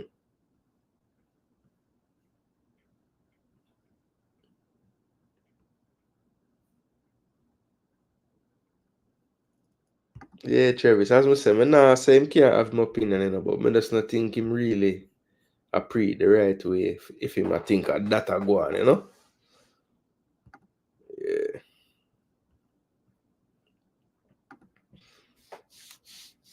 Um,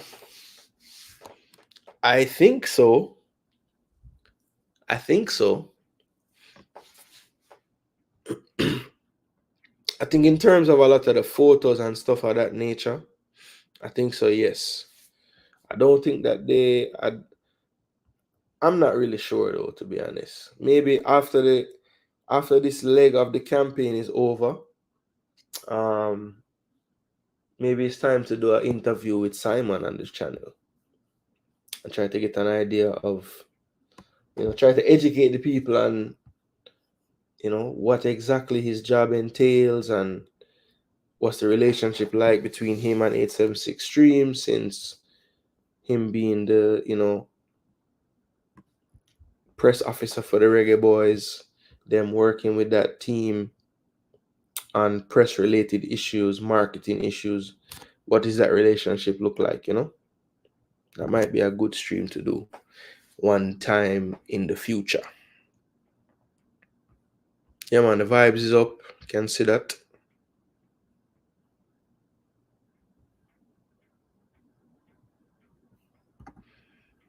Yeah, Bowser was a bit upset that the tickets might not be all over the country, But yeah, all right. So look, we're coming up to the 2 hour mark. We're having a good conversation in the comment section, but you don't know them time they soon forward. So before we drop off the live, want to give some time to the Reggae Boy squad update. Of course, by now, everybody in the space that follow the football, I'm sure you know. Cory Burke was replaced by Fabian Blacks Reid in the squad. And of course, Parker Blacks is coming off of a pretty good season in the JPL, was able to get all the way up to the tied third leading goal scorer. Only playing 18 games, but scoring 13 goals in those 18 games. Just by, if you look at the average goal per game of 0.72, it would have been the highest of all the goal scoring leaders. Second in that race would have been Justin Dunn at 0.62 goals per game, 16 goals in 26 games. So Parker Blacks didn't quite get to the 20 game mark, but was able to get into the tied third position for the leading goal scorer. So very prolific scoring in front of goal.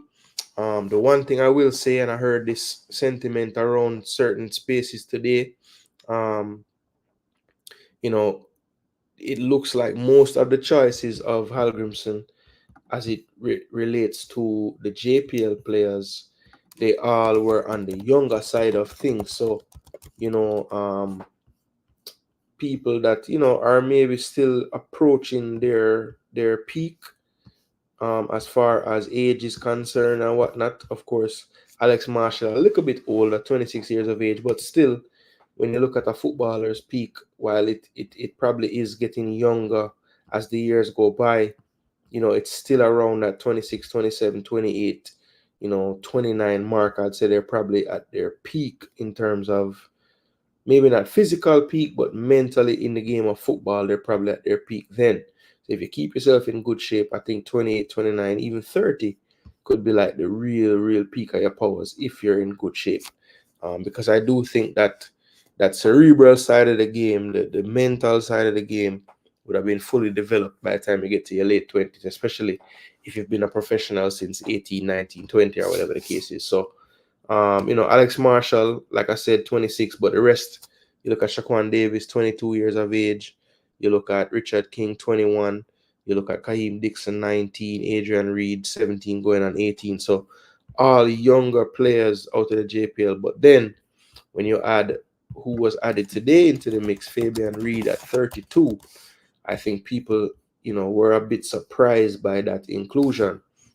Me personally, I understand it. I think when you look at all the players chosen out of the JPL, pretty much all of them bar, I think, Devante. Did Devante go on a trip to Trinidad with them? I think Devante would have been the only one that's like brand new. I know Marshall was in that team. I know Fabian Reid would have been in that team. Adrian Reid probably would have been in the team if he wasn't on duty with the under 20s. So yeah, I think that was the one surprise, right? Because if you look at the JPL players who could have replaced him as strikers, if you just want to look to the player who was second in goal average per game, Justin Dunn, he's only 20 years of age. So if it was just about that, Justin Dunn also was a part of the recent tour to Trinidad as well. He would have had the same amount of familiarity as Fabian Reid, but maybe there could be a lot of other factors. The coach just tends to think that this player might fit his system more. I know Fabian Reid did have some experience, even for a short time overseas. Maybe the coach just sees him as a bit more ready for this experience. It just basically tells me that JPL selections, while it may have looked like it was a lot to do with youth, I think it's just the players that the coach really likes from the JPL.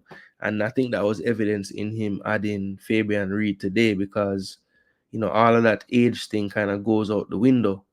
I see people bringing up let's see who is talking about Reid in the comment section. Parker Blacks.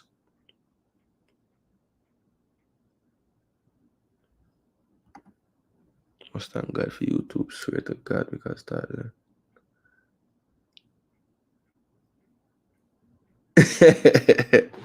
When you say tycoon, are the YouTuber them a put in the work? Well, we're gonna see, because them give it the promo code and things. So we're gonna see who actually get fans for buy a ticket and whatever. I was actually surprised I got a code being such a new channel, but I guess them figure everybody can help, So I try to do my part as well. We're gonna see if them release the data or if them I'm sure they will let me know personally. So when me find out, me let them know how much people could I get in, Man, them a work, bro. Cool with the bad vibes. One on it, Tycoon say Fabian Reid and Dixon front line. That him want to see. He's 32. He's 32. Antonio is older. That's true. Which bad vibes? Tell Sarah go look at girl Jude 6 at stadium. Yo, Tycoon that rap. Him just compare them age. That's all.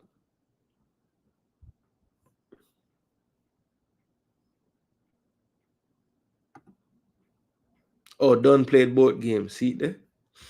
Same thing. Both are strikers, bro. Age me compare. I never said nothing about quality. Yeah, me tell him say that. Yeah. It'll get late, so man, I'm gonna worry a little more. Farm dip for done. Yeah, that is true, Fresh God. I mean, the bulk of his goals came earlier. He did kind of dry up and never scored in the playoffs. Even was moved out of the center forward role, which some people thought was a madness by weight, but maybe weight was seeing that the drop off was real and him just was trying to find somewhere to play him. 38, so age doesn't. That is true too. Okay, so Owen is saying since he's a replacement, it's better you get the spot. Okay.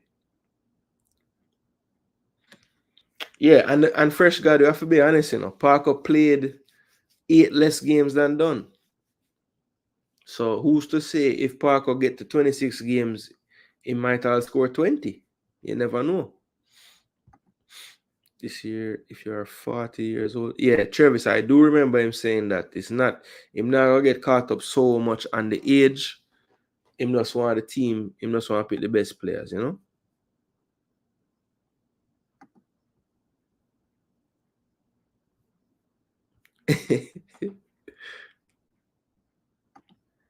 Oh, Devante. Okay, cool. But Don was in that team to Trinidad as well, was he not? Yeah. I don't know if he played both games, but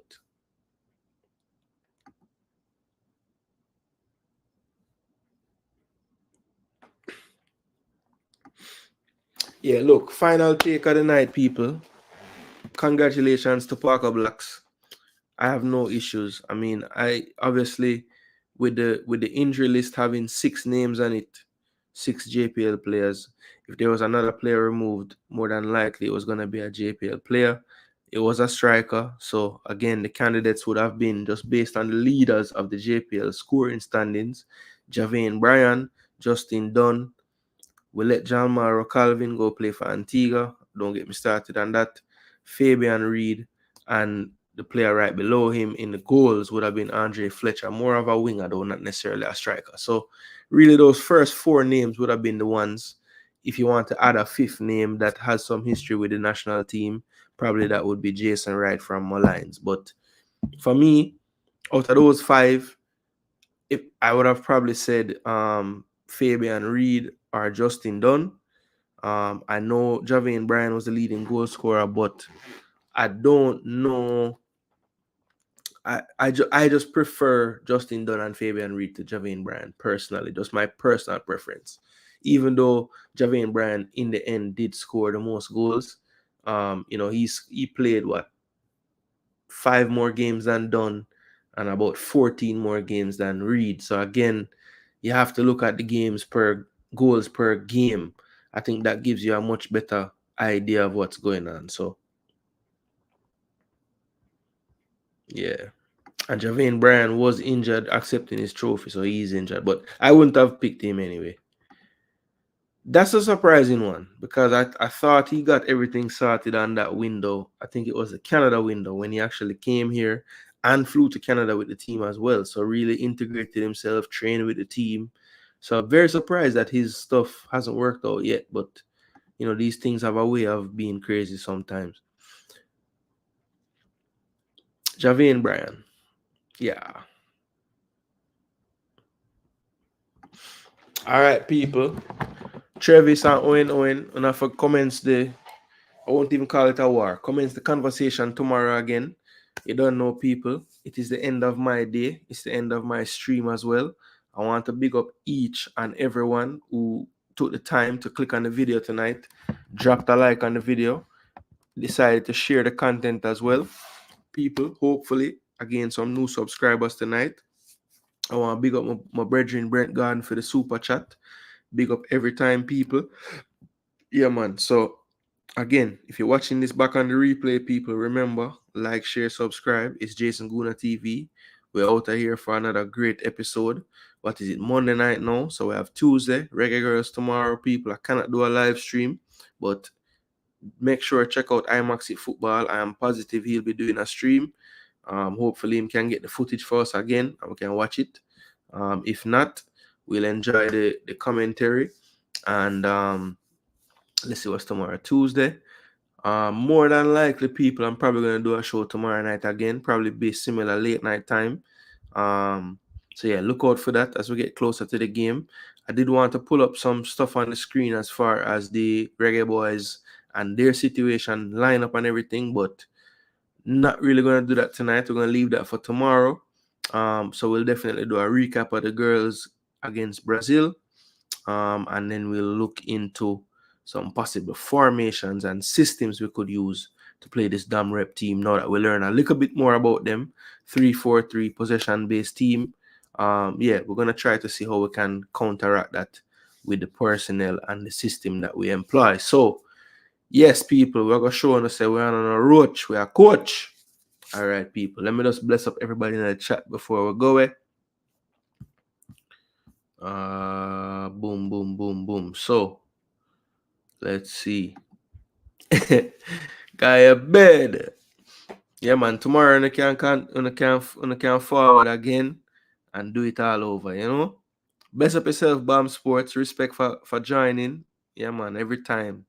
Manners and respect.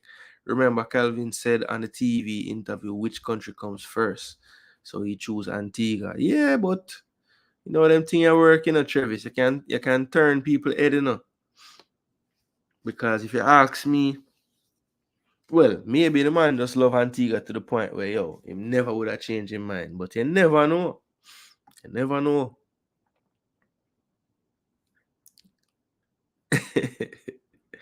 Me name Bun and Cheese Boss. Oh, Travis name so. Okay.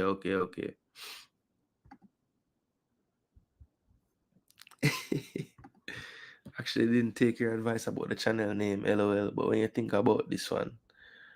Oh, yo, this can go on. I guess I'm assuming that's your initials. Because I just figure out now what this is. Bomb Sports, almost Brian Martin Sports that. Yeah. Well, yeah, you give it away when you say you never take the advice. But yeah, I don't think you should tell the fan base what the advice was, you know, because they're going to say, yo, you should have listened to Jason Gooner, you know.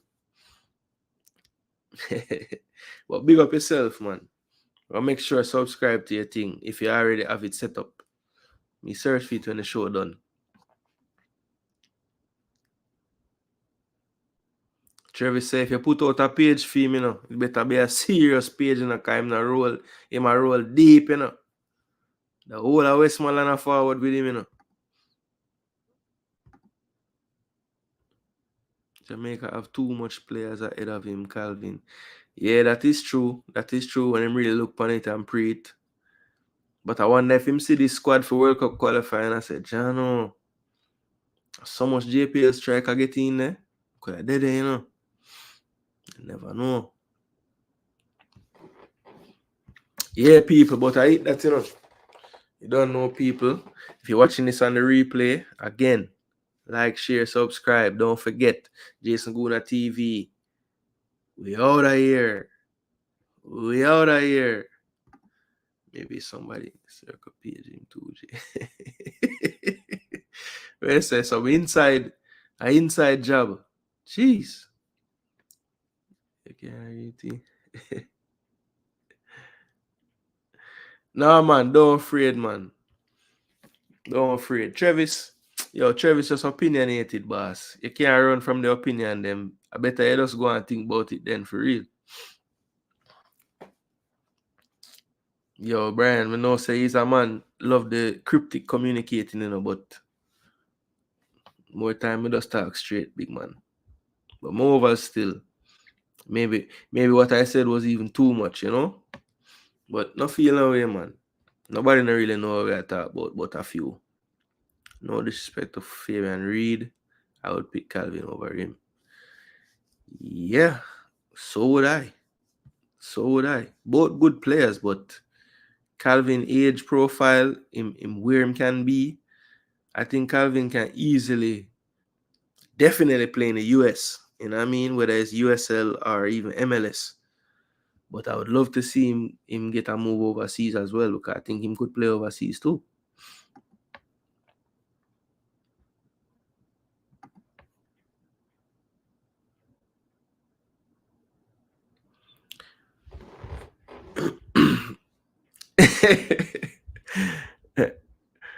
That is true. Waiting on some stuff for rolling. Yeah, man. We know say a joke here on, man. Are you on you can just we're gonna see who get the record for longest rollout. You are cranky. Because I believe say me here before me even think about do a channel, me here cranky I talk about channel from a long time. When I first start watch YouTube, I talk about channel from coach's desk. Come right back through him talk about channel. So we're gonna see who have the longer rollout, Yeah, for his opportunities. Yes. But again, sometimes you have to back yourself, Brian, because that could have been short-sighted on his part. Because right now, like when I play for Cavalier and him there JPL, yeah, him not anywhere near. But I think this youth have the potential to play in Europe. So when him go over Europe now and him start do something and him level increase, then he might look back and say, boy, if me just wait it out, could I make it, So Antigua gonna drop them squad fresh. Me check on my forward off.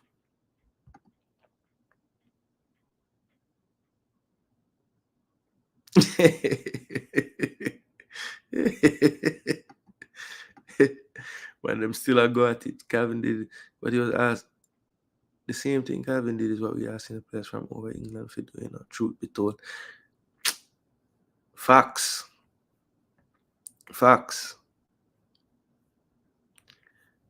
We're actually asking the players from England to do. Yeah, exactly. The same thing Calvin do, but substitute Jamaica for Antigua for him and substitute. Yeah, exactly. I know what you mean. I don't know why I can't explain it right now, but yes, I know what you mean. And I think the people will follow as well.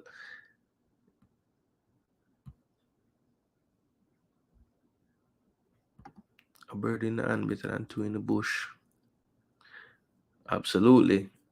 And in the case of the English players, substitute Jamaica in them and now two in the bush of England. But right now, some of the English ballers, they must say two in the bush better. So it look like few bush just, not a good bush. You guys fighting you made the best for him. I can't fight him for it. Yeah, man. Wish him all the best. Kind of like we did run him down anyway. So them time I work out when. Which part you live, man? You there Europe? Most. For CV, you look like you grow with your grandmother, bro. For real, because Brian is young, compared to some of we, And the man really have a whole soul for true, brother. I not lie. Can tell say enough sports radio them man listen. Antigua bird in them country over. I see what you did there.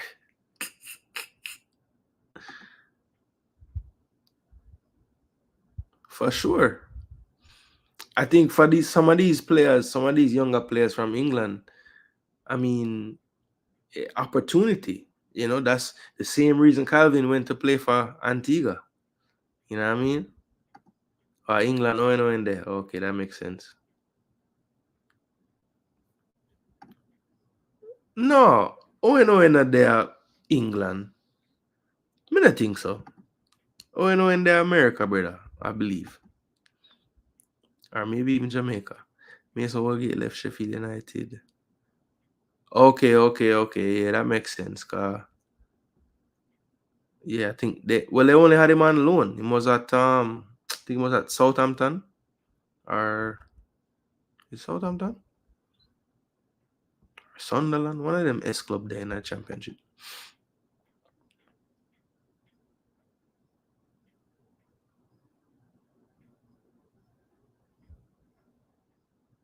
Yep, I did live. Actually got the chance when I moved to Jamaica to live in the same house with my grandma. So yeah. I mean, she wasn't the only one there, but I did love having her in the house for sure. I was lucky enough to have two grandma, but one lived with me and one me used to spend a lot of time off here yeah, too.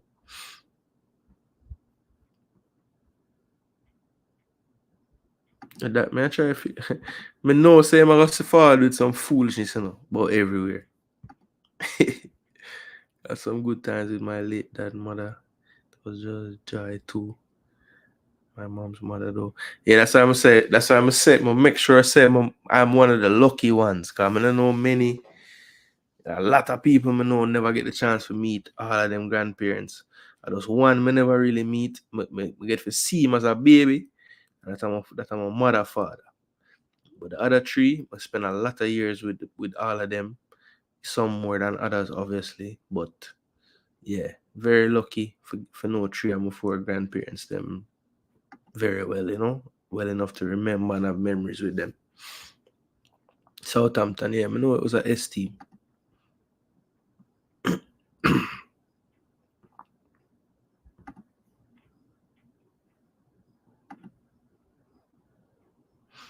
What you say? Mbappe. I say I posted they will make me laugh star. Then put Mbappe like the press conference for the NBA and then I hold up the Warriors jersey. And it has said the NBA analogy to Mbappe to Real Madrid is Durant when him go Warriors. Just make everybody hate him now.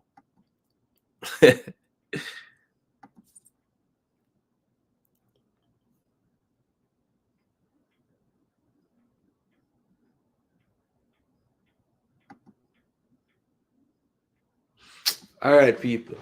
Chatter getting mad now. Everybody want to go them bed and I cuss everybody. So for the third, fourth, fifth time, YouTube nice, the chat nice. So we're going now, people. We're not sleep on YouTube, sir. No, you gotta talk about love sleep on YouTube. We're not sleep on YouTube. Go from us.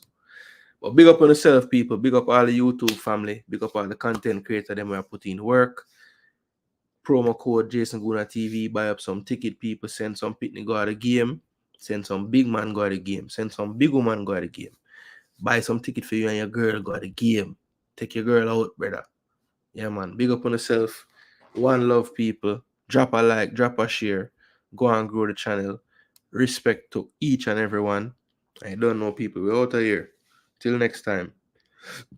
Blessings.